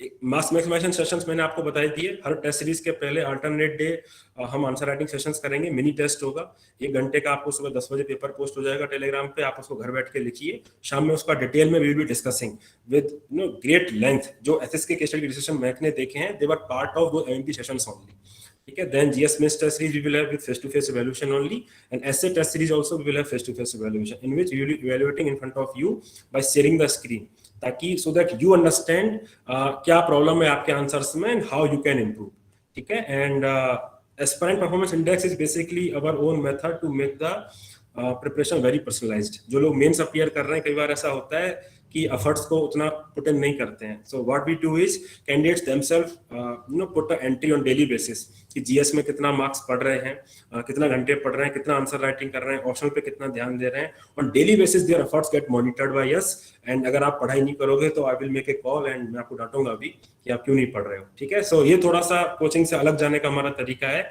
कि हम पर्सनल इंटरेस्ट लें अगर आप नहीं पढ़ रहे हो तो that is aspirant performance index. हम जो 40-50 बच्चे हम लेंगे उनके संग हम ये काम करना चाहेंगे कि आप घर पे कितना पढ़ रहे हो। मुझे लगता है कि असली बैटल है वो घर पे जीता जाता है। जो भी आप इनपुट दोगे ना अपने लेवल पे, जैसे मैक ने दिया, प्रीवियस ईयर क्वेश्चन अटेम्प्ट किए, बैटल वहां जीता जाएगा। तो आप उनको जरूर अच्छे से करो, अपने इनपुट को करो, तो वो इनपुट पे हम फोकस करेंगे।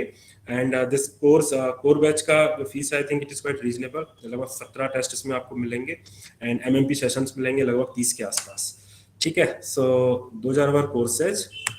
After that questions please shoot, और कोई क्वेश्चंस किसी के रह गए हो तो आप लाइव चैट में पूछ सकते हैं। मैक will try to answer the questions.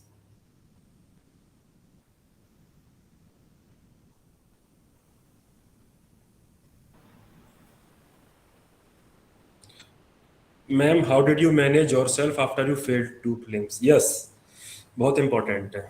सो पहले एक बार एथिक्स के रिलेटेड क्वेश्चंस ले ले हम, then we can talk about this failure and everything. ठीक है, एथिक्स के क्वेश्चंस, एथिक्स या एसए के कुछ पर्टिकुलर क्वेश्चंस हैं, we can take them So let me read from Arnav. Arnav had asked very good questions. In fact, today also I had used his questions. Ma'am, did you use same examples in a different way in question from different sources, like Nehru in integrity, tolerance, EI, or did you have topic specific example? Arnav, I must say you are very inquisitive. और आप please ऐसे ही रहना. This quality of yours will help you tremendously in mains as well in interview. I'm very proud of you. बहुत अच्छा लगा। हाँ मैक। Sir, can I see the question once? Question 7:08 पे पोस्ट हुआ है, अगर आप चैट पे क्लिक करें तो। जी सर, चैट में। Okay, so basically question I guess, okay yes, this here it is. Different topics पे आई वुड से कि एक जैसे टॉपिक प्रिपेयर कर रहे हैं, एटीट्यूड है, इंटीग्रिटी है, जैसे भी आपने एग्जांपल दिया, तो उसी के साथ हम कुछ एग्जांपल्स लिखेंगे, बट देन हर बारी सेम एग्जांपल नहीं कोट कर पाएंगे। इंटीग्रिटी पे आपने अगर 4 एग्जांपल्स प्रिपेयर कर लिए हैं, it may not be possible for you to write दो same examples everywhere. So topics के साथ भी एग्जांपल्स ऐड करती थी, जो वीडियोस में भी आपको मिल जाएंगे, बट देन सम एग्जांपल्स की एक लिस्ट अलग से भी एग्जांपल्स की होती थी, जो फ्री हैंड एग्जांपल्स होते थे। उनको आप कॉन्टेक्स्ट के अकॉर्डिंग कहीं भी यूज कर सकते हैं। एक ही एग्जांपल को इनफैक्ट आप डिफरेंट टॉपिक्स में यूज कर सकते हैं, बिल्कुल यूज कर सकते हैं। ठीक है, एक चीज मैं इसमें ये भी ऐड करना चाहूंगा कि जो भी वैल्यू एडिशन मटेरियल आप प्रिपेयर करें, ठीक है, always focus on it's huge value. Huge value से क्या मतलब है? देखो, हमारा brain is limited in the sense कि हम बहुत कम चीजें ही बहुत अच्छे से याद रख सकते हैं।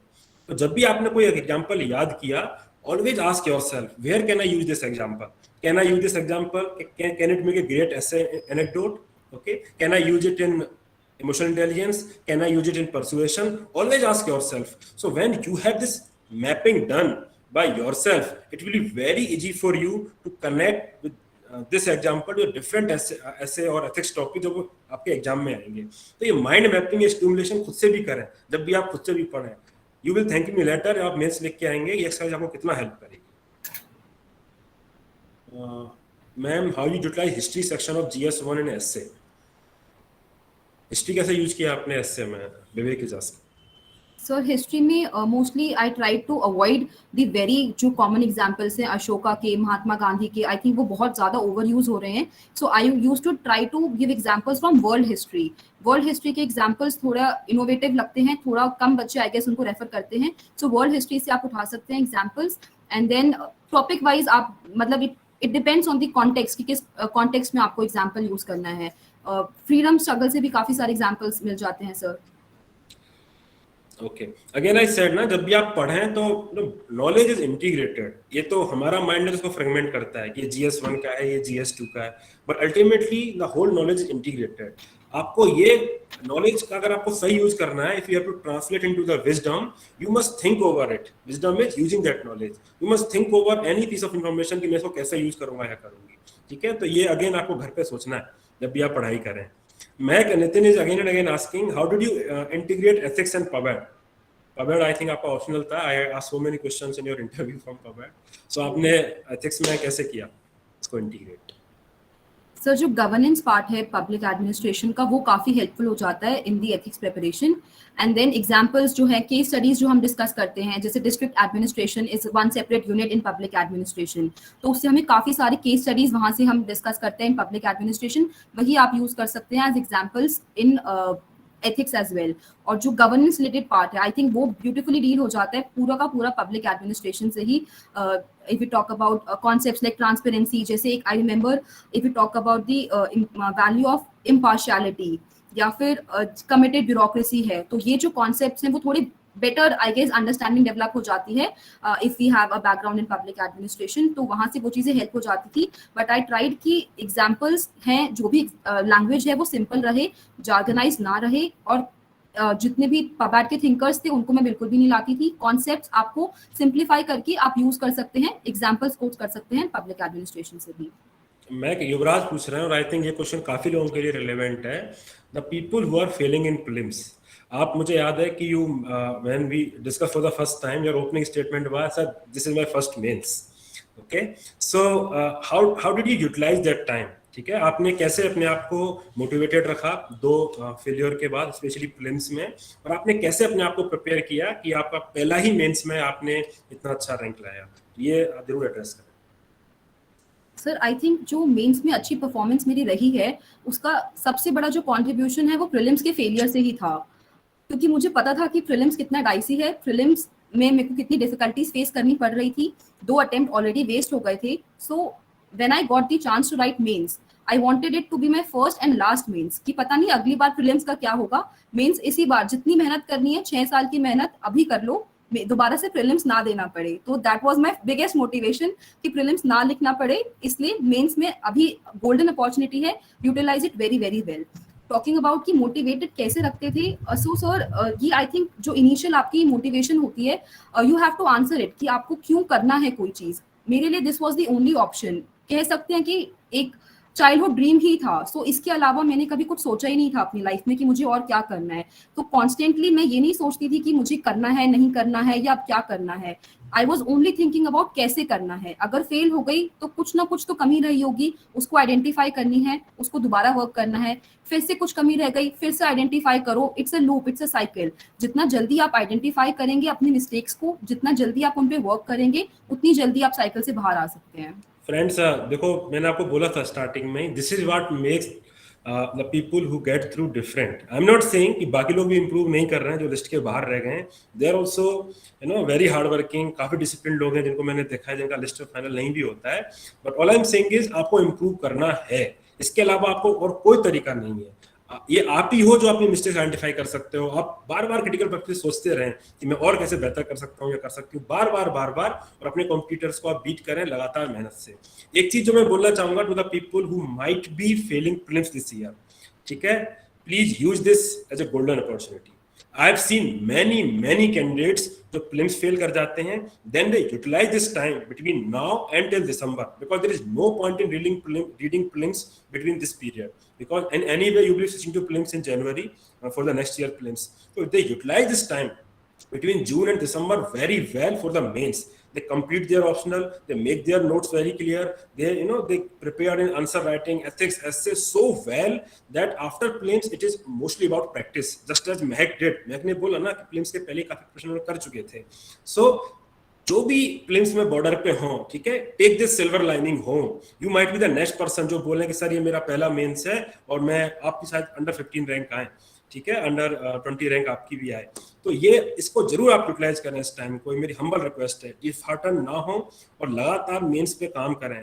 अभी भी होता है तो आप, इनफैक्ट मेरा सजेशन रहेगा कि आप ऐसा माने कि आप मेंस दे रहे हैं सितंबर में, और you be that much disciplined as the person who is attempting mains this year, so that एक राउंड ऑफ रिवीजन, एक राउंड ऑफ प्रिपरेशन आपकी सितंबर तक ऐसे हो जाए कि आप मेंस दे रहे हैं, and then second round of mains only should be after September, October, November, December, and after December you may switch to your prelims.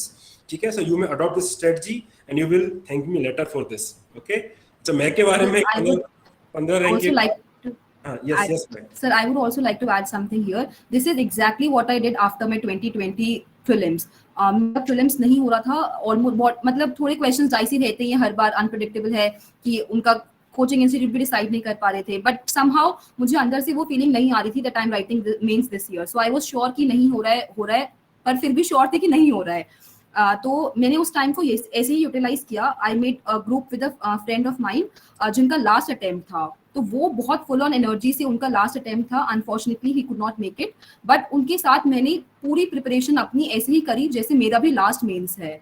उनके साथ में टेस्ट सीरीज भी लिखती थी अपने घर पर, वो फॉर्मल कोचिंग में करते थे बट मैं अपने आप प्रैक्टिस के लिए लिखती थी। मैंने अपने नोट्स रेडी कर लिए थे, मैंने प्रीवियस ईयर क्वेश्चंस प्रैक्टिस कर लिए थे, and I still remember as soon as he used to come out of the examination hall, वो पेपर सबसे पहले मुझे सेंड कर देते थे। 9 to 12 पेपर होता था, मैं घर बैठ के 2 to 5 वो पेपर लिखती थी जब वो GS2 लिख रहे होते थे, and this is the practice I actually did. Public administration भी मैंने सोचा था लिखूंगी ऑप्शनल, बट थोड़ा फिर मोटिवेशन कम हो गया था उस टाइम तक, बट GS के चारों पेपर्स मैंने खुद भी प्रैक्टिस किए थे मेंस के 2020, and I always say this कि you have to be mains ready before prelims. आप प्रीलिम्स के बाद मेंस की तैयारी नहीं कर सकते, आप सिर्फ कुछ गैप्स फिल कर सकते हैं, आप इंप्रूव कर सकते हैं, आप प्रैक्टिस कर सकते हैं, बट जो प्रिपरेशन का स्टेज है that has to come before prelims. So आप जो भी प्रीलिम्स पे बॉर्डर लाइन पे हों, who might unfortunately not clear prelims this year, ठीक है, इस गोल्डन पीरियड को यूटिलाइज करें और यूटिलाइज जरूर करें, ठीक है, ये टाइम को खराब ना करें। एक छोटा सा एनेक्डोट मुझे याद आ गया, जिस दिन रिजल्ट आना था मैं और MS सर बैठे हुए थे साथ में, वी वर थिंकिंग कि कौन कौन से टॉपर्स हमारा क्या रैंक आ सकता है, और मेरे मुंह से निकला था एकदम ऐसे कि यार, मैं ऐसे ही बोलता हूँ, दोस्त है मेरे बहुत अच्छे, यार महक का अंडर 15 रैंक आ सकता है। I just told him that, or within 5 minutes the result was there and she got rank 17, and मैं बता सकता हूँ मेरे हाथ कहाँ पर रहे थे जब मैं उनका रिजल्ट अपने मोबाइल पे देख रहा था, and when I called her she was also quite overwhelmed, and that was very happy moment for all of us. So कीर्ति साई शुक्ला का क्वेश्चन है कि when you practice case study on your own, how to know that our approach is right, how to brainstorm more solutions? तो sir जब मैं अपने आप practice करती थी I use to do it in a group. मेरे कुछ 2-3 friends थे, क्योंकि फिर सेम केस स्टडीज को हम सब अटेम्प्ट करते थे, तो you get to know others perspective also. तो एक ही क्वेश्चन का 3-4 सोल्यूशन देख के खुद ही थोड़ा एनालाइज करने की कोशिश करते थे, and then previous year questions के जो डिस्कशंस थे सर के सेशन से आइडेंटिफाई होता था कि सही डायरेक्शन में जा रही हूँ या नहीं जा रही हूँ। क्योंकि मुझे लगता है कि जब तक आप प्रीलिम्स के लिए श्योर नहीं है तब तक आप फॉर्मल कोचिंग्स के पीछे इतना ज्यादा ना कॉन्सेंट्रेट करते हुए थोड़ी मेहनत अपने ऊपर, थोड़ा एनालिसिस खुद कीजिए। आपको दूसरों से बेहतर आप खुद समझ सकते हैं, तो अपनी आइडेंटिफाई कीजिए मिस्टेक्स। टॉपर्स कॉपी से आप कंपेयर कर सकते हैं, अगर सेम क्वेश्चंस आप लिख रहे हैं, प्रीवियस ईयर क्वेश्चंस की बहुत सारे मॉडल आंसर्स भी मिल जाते हैं सॉल्व, आप वहां से कंपेयर कर सकते हैं। देन डिस्कशंस हैं, जैसे सर अप्रोच बता रहे हैं, तो अगर आपकी ब्रॉडली अप्रोच भी सिमिलर है जो आपने लिखा है और जो सर डिस्कस कर रहे हैं, तो that also tells you that you are on the right direction. तो इसी तरह से थोड़ा इवैल्यूएशन खुद का हो जाता था। ठीक है, सागर पूछ रहे हैं कि how to write general question in ethics like what is happiness for you. Sir I think these are the most beautiful type of questions. इसमें तो कोई बाउंड्रीज ही नहीं है, इसमें आपको कुछ टेक्निकल लिखना ही नहीं है, you don't have to prepare content on it. इसमें you can be as creative and as candid as you want to be. आप उसमें अपना ओरिजिनल सेल्फ दिखा सकते हैं। So you just write what does happiness mean to you. I remember attempting this question, ये भी previous year question है, I am not able to recall the exact year, but ये प्रीवियस ईयर क्वेश्चन है, मैंने इसको भी practice किया था। सो आई रोट मेरी पर्सनल क्या अंडरस्टैंडिंग है या कैसे मुझे खुशी होती है, मैंने उसी को इसमें इलैबोरेट किया था, एग्जांपल्स दिया था। जब मुझे सक्सेस मिलती है तो सभी खुश होते हैं, बट फेलियर्स के बाद जब मैं बाउंस बैक करती हूँ, जब मुझे एक बार ये किसी ने कॉम्प्लीमेंट भी दिया था, इवन इंटरव्यू में भी हुआ था कि even if I do not know a question, तो मैं नेक्स्ट क्वेश्चन को उस चीज से अफेक्ट नहीं होने देती। एक क्वेश्चन नहीं दिया आया कोई बात नहीं, नेक्स्ट आंसर मैं अगेन 0 से स्टार्ट करती थी। ये न्यू बॉल है, न्यू मतलब नई बॉल आई है, तो आप इस पे भी 6 हिट कर सकते हो अगर पहला वाला नहीं भी अच्छा स्कोर किया आपने तो। सो आप अपने एग्जांपल से लिख सकते हैं। हैप्पीनेस, आइसक्रीम खाने से भी मुझे हैप्पीनेस मिलती है, so I would that also कि हाँ, when I am sad, when I am not motivated enough, तो even a simple chocolate ice cream makes me happy. तो आई थिंक वो आपका इनोसेंस भी दिखाता है, आपकी अंडरस्टैंडिंग आपको लिखना है। आई रिमेंबर इसी के लाइंस पे एक क्वेश्चन पूछा था टेस्ट सीरीज में, what does success mean to you, तो उसमें मैंने एक डायग्रामेटिक रिप्रेजेंटेशन दिखाया था. I made a pie chart. पहले वाले पाई चार्ट में I categorize into 3: power, pay and position. That for some people success means power, pay and position. But for me, मैंने एक और फिर एरो करके दिखाया what does success mean to me. उसमें एक और पाई बनाया, उसमें बहुत सारे उसके डिविजन्स कर दिए कि फैमिली भी इंपॉर्टेंट है, सोशल लाइफ भी इंपॉर्टेंट है, पावर पे पोजीशन भी इंपॉर्टेंट है. And then I added a few more angles to it कि शायद जनरल लोगों के लिए हैप्पीनेस का या सक्सेस का एक ब्रॉड मीनिंग रहता है, बट मेरे लिए उसका क्या इंपॉर्टेंस है, मेरे लिए क्या मीनिंग है. सो उसको आप सिंपल कैंडिड रख सकते हैं for questions like these. In fact, I will endorse this thing of महक. मुझे याद है कि इनका पहला एस्से और पहला इंटरव्यू जो मैंने इनका लिया था, दोनों में ही मैंने इनको बहुत क्रिटिसाइज किया था, टूथ एंड नेल क्रिटिसाइज किया था, बट शी बाउंस बैक. और जिस स्माइल से इन्होंने भी हंसा, ऐसे ही स्माइल करके ये दूसरे एस्से में भी आई. और दूसरे आप अपना रिशु अपना क्वेश्चन दोबारा पोस्ट कर दीजिए कॉपी पेस्ट करके, ऊपर मिस हो गया होगा. और ऐसे इंटरव्यू भी हुआ था, जब पहले सेशन में उनको क्रिटिसाइज किया तो दूसरे में आए. तो ये मुझे लग रहा है ना कि क्रिटिकल पर्सपेक्टिव रखना, फिर अपनी गलतियों पे काम करना, ये एटीट्यूड बहुत इंपॉर्टेंट है. ये सब आप इनकलकेट करिए और बहुत आपको हेल्प करेगा. अर्नब भंडारी, आई थिंक अब थोड़ा सा इसको फास्टन करेंगे, 7:30 तक इसको रैप अप करेंगे, ठीक है. अर्नब पूछ रहे हैं कि is it okay to write personal examples in first person? Wouldn't it be like boasting self perceived value if we choose to personal example, and how do we frame them? I think the choice of words will define कि आप boast कर रहे हैं या आप exemplify करके example दे रहे हैं. तो डोंट बी वेरी बोस्टफुल या फिर आप अपने को मतलब बढ़ा चढ़ा के मत बताइए. बट अगर आपने कोई काम किया है वो अच्छा है तो okay, let the examiner know that you are this kind of person. I think they would appreciate it. Just be a little more careful and थोड़े हम्बली अपने ओपिनियन को प्रेजेंट कीजिए. एग्जैक्टली यही चीज मेरे साथ एक बार आई गेस मेंटरशिप सेशन में सर इंटरव्यू के दौरान भी हुई थी. आई वाज आस्क्ड कि व्हाट इज योर विजन, कि आपको क्या करना है. तो I was like role model बनना है तो फिर लड़कियों के लिए. तो सर ने बोला कि इतना ग्रैंड विजन नहीं देना है, थोड़ा हम्बल रह के कहना है कि लड़कियों के लिए या विमेन एम्पावरमेंट के लिए जो भी मैं छोटा सा भी अगर रोल प्ले कर सकती हूँ तो that would make me happy, that would be my idea of success. तो आपने वही बात कही है, बट एक सटल तरीके से, एक हम्बल, एक ऑर्डिनरी इंसान की तरह कहिए, ना कि भाई रॉबिन हुड हम ही सब कुछ चेंज कर देंगे. Very good. Is it necessary to write personal example or a range of example would have to be there, सागर? केवल पर्सनल एग्जांपल से भी काम नहीं चलेगा और दूसरे एग्जांपल से भी खाली काम नहीं चलेगा, ठीक है. Again we can use this PESTLE approach भी. पॉलिटिकल एग्जांपल्स कुछ यूज कर सकते हैं, सोशल भी कर सकते हैं, एनवायरमेंटल मूवमेंट से रिलेटेड कर सकते हैं. एग्जाम्पल्स का आप थोड़ा सा इसको कलेक्ट कीजिए. जब आपने 20, 25, 50 एग्जाम्पल्स, 70 एग्जाम्पल्स कलेक्ट करिए तो उसके बाद नेचुरली भी आपको बहुत सारे एग्जाम्पल्स याद आने लग जाएंगे. बेसिकली जो आइडिया होता है कलेक्ट करने का या नोट्स बनाने का, वो सिर्फ उसकी फेस वैल्यू के लिए नहीं है कि आपने लिखा और आप उसको कोट कर गए.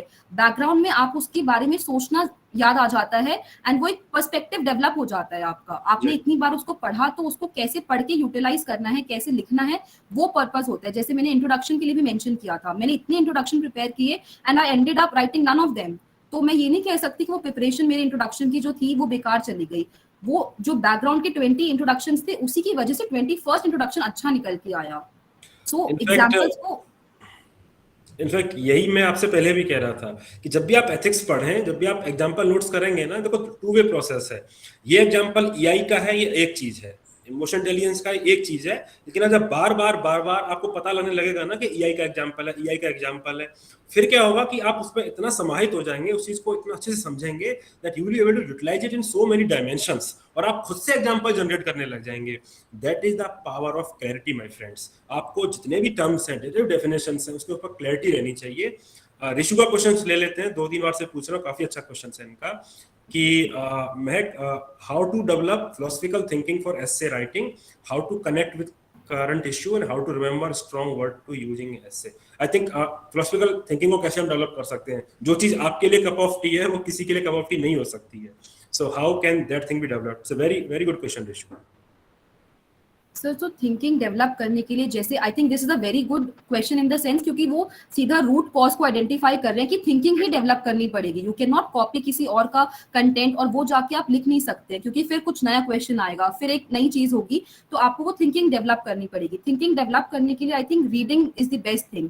आप जब पर्सपेक्टिव से डिफरेंट डिफरेंट पर्सपेक्टिव से जो ज्ञानी लोग हैं, इतने सारे, इतनी अच्छी बुक्स हैं, टॉपर्स के एसेज हैं, रीड कीजिए। रीड करते करते चीजें समझ आने लग जाएंगी, फिर सोचने लग जाएंगे उन क्वेश्चंस पे। आपने क्वेश्चन कोई भी फिलोसफिकल टॉपिक उठाया, उस पे आप देखिए कि किसी ने क्या लिखा हुआ है, टॉपर्स का आंसर स्क्रिप्ट है या फिर बुक है किसी पे, and then you brainstorm on your own कि इस सिचुएशन में या इस पर्सपेक्टिव पे या इस इशू पे आपकी क्या सोच है। आप ये एक्सरसाइज को बार बार करेंगे तो वो नेचुरली आपके अंदर आने लग जाएगा, जब आप फिलोसफिकल डायमेंशंस को भी टच करने लगेंगे in terms of your thinking. ठीक है, how to handle applied question. जल्दी जल्दी अपने क्वेश्चन लिख लीजिए, 7:30 will be closing. Applied question हम लोग कैसे अटेंड, अप्लाइड एथिक्स में आई थिंक ये पूछ रहे हैं मेरे ख्याल से। एम आई राइट निकेश? सर अगर कोई एग्जांपल लिख सकते हैं क्वेश्चन का तो आई कैन। अच्छा, तब तक रमेश का क्वेश्चन ले लेते हैं। How to analyse ethics from international relation, example Russia Ukraine war, Sri Lanka economic crisis. So जैसे रशिया यूक्रेन वॉर है तो इसमें इशू आई थी the type of bombs that are being used by Russia, या फिर the type of war crimes committed against, जैसे civilians के अगेंस्ट अगर वो टारगेट कर रहे हैं तो ह्यूमन राइट्स वायलेशन के इश्यूज आ जाते हैं। Then you also have this issue of what we call as idealism versus realism in international relations, कि हमें आइडियल स्ट्रैटेजी यूज करनी चाहिए। इंडिया हैज बीन क्रिटिसाइज्ड कि हमने रियलिस्ट होते हुए बैलेंस करने की कोशिश कर रहे हैं, we have not outrightly criticized Russia. तो इसको आप एनालाइज कीजिए, थ्योरीज भी हैं कुछ, डिफरेंट डिफरेंट डायमेंशन से सोचने की कोशिश कीजिए, and then write down these examples. फिर से लिखेंगे तो जब नेक्स्ट टाइम कुछ इशू आएगा again these arguments will resurface and आप कनेक्ट कर पाएंगे better. How to handle applied question in ethics, Nikesh पूछ रहे हैं। सर अप्लाइड क्वेश्चंस का मतलब मैं केस स्टडीज समझूं या फिर व्हाट आर द, मतलब I am not getting the exact question, what is he trying to ask. I am so sorry. एक क्वेश्चंस का एग्जांपल निकेश आप दे सकें तो बेहतर होगा, मैं एक को भी आंसर करना, ठीक है। How to identify crux of the case study while reading, how to identify the syllabus theme from which the question has come. इसका आंसर पहले तो मैं ही करूंगा। अगर आप सिलेबस थीम से रिलेट नहीं कर पा रहे हैं तो आपके अंडरस्टैंडिंग में इश्यू है। आप पहले सिलेबस थीम को पकड़िए। डॉक्टर होता है ना, डॉक्टर के पास आप जाते हैं, वो नब्ज देखता है, कुछ देखता है, वो रिलेट करता है कि इनको इश्यू कहाँ है, कौन से बॉडी पार्ट में इनको इश्यू हो सकता है। तो ऐसे ही सिलेबस केस स्टडी को पढ़ के एटलीस्ट आपको ये तो पता लगना ही चाहिए कि किस सिलेबस टॉपिक से जा रहा है। तो उसका रूट कॉज अगर आपको ये रिलेट नहीं कर पा रहे हैं तो आप प्लीज सिलेबस टॉपिक्स को अच्छे से पढ़िए, उनको अंडरस्टैंडिंग आप डेवलप करिए, and that will be pretty much helpful for you. Thank you Rishu. देखो महक ने अपने एथिक्स के नोट शेयर किए हुए हैं, हम भी अपने टेलीग्राम चैनल पे शेयर कर देंगे, and I will also share the link of max Telegram channel with all of you, और वहां भी आप इनको ज्वाइन कर सकते हैं। मैं कैसे का भी अपलोड कर देना जल्दी से, बच्चे भी मेंस लिखेंगे। एंड आई वुड सजेस्ट कि आप पहले केस स्टडीज, जैसे आप केस स्टडीज के मेरे नोट्स मैंने अपलोड किए हैं, तो आप पहले सर की सेशंस जाके देखिए, and then you will see जो आर्गुमेंट्स हैं, स्टैंडर्ड आर्गुमेंट्स है, बहुत सारे जो आइडियाज हैं वो उन केस स्टडी वाले सेशन से ही मैंने भी बोरो किए हुए हैं, वो ही मेरे नोट्स में आपको मिलेंगे। तो maybe you can save some time also notes making के। पहले आप जाके सेशंस देखिए एंड साथ साथ आप नोट्स रेफर कर सकते हैं, तो you will get to know the connect कि हाँ एक्चुअली वो सेशंस कैसे यूजफुल थे और मैंने उनको कैसे यूज किया अपने एक्चुअल एग्जाम में भी।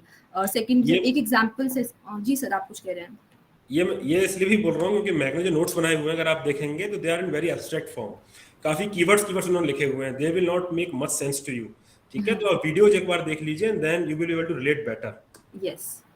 आशुतोष पूछ रहे हैं please provide perspective on concluding essays. Conclusion of essays, conclusion of essay.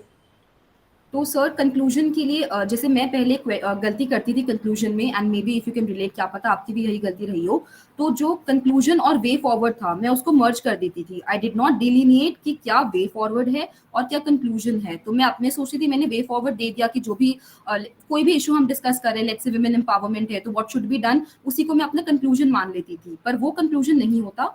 Way forward में आप कुछ सजेशंस दे सकते हैं, कुछ इनोवेटिव आइडियाज सजेस्ट कर सकते हैं, वो पुट फोर्थ कीजिए। And conclusion is basically a summarization of sorts, जिसमें आप उसमें कोई नया आइडिया नहीं प्रेजेंट कर सकते हैं। जितना भी आपको नया आइडिया वाला प्रेजेंटेशन है, ये सब कुछ है, ये सब आपको वे फॉरवर्ड में करना है। तो conclusion is basically summarizing the whole thing, and मैं यूजुअली इसको वापस से अपने इंट्रोडक्शन से कनेक्ट कर देती थी, तो वो एक फुल साइकिल, एक कंप्लीशन का सेंस आ जाता था कंक्लूजन में भी। So maybe you can try this. It's like listening to myself. मुझे ऐसा लग रहा है because the same thing I tell the aspirants because they merge both the things. Conclusion में देखिए, स्टार्टिंग में आप जो भी अगर आपने प्रॉब्लम डिस्कस करी है, परेशानियां डिस्कस करी है, तो वे फॉरवर्ड जरूर दीजिए। And after the conclusion is like your stamp, ठीक है। कंक्लूजन में आप ओवरऑल समराइज करिए जो भी आपने डिस्कस किया है, and then present your vision for the future कि उस चीज का रिलेवेंस आगे के लिए क्या है, what do you think of it, आगे आप कैसे चीजों को अनफोल्ड होते हुए देखते हैं। So that is the role of conclusion, ठीक है। एंड मैं totally like I am listening to my self.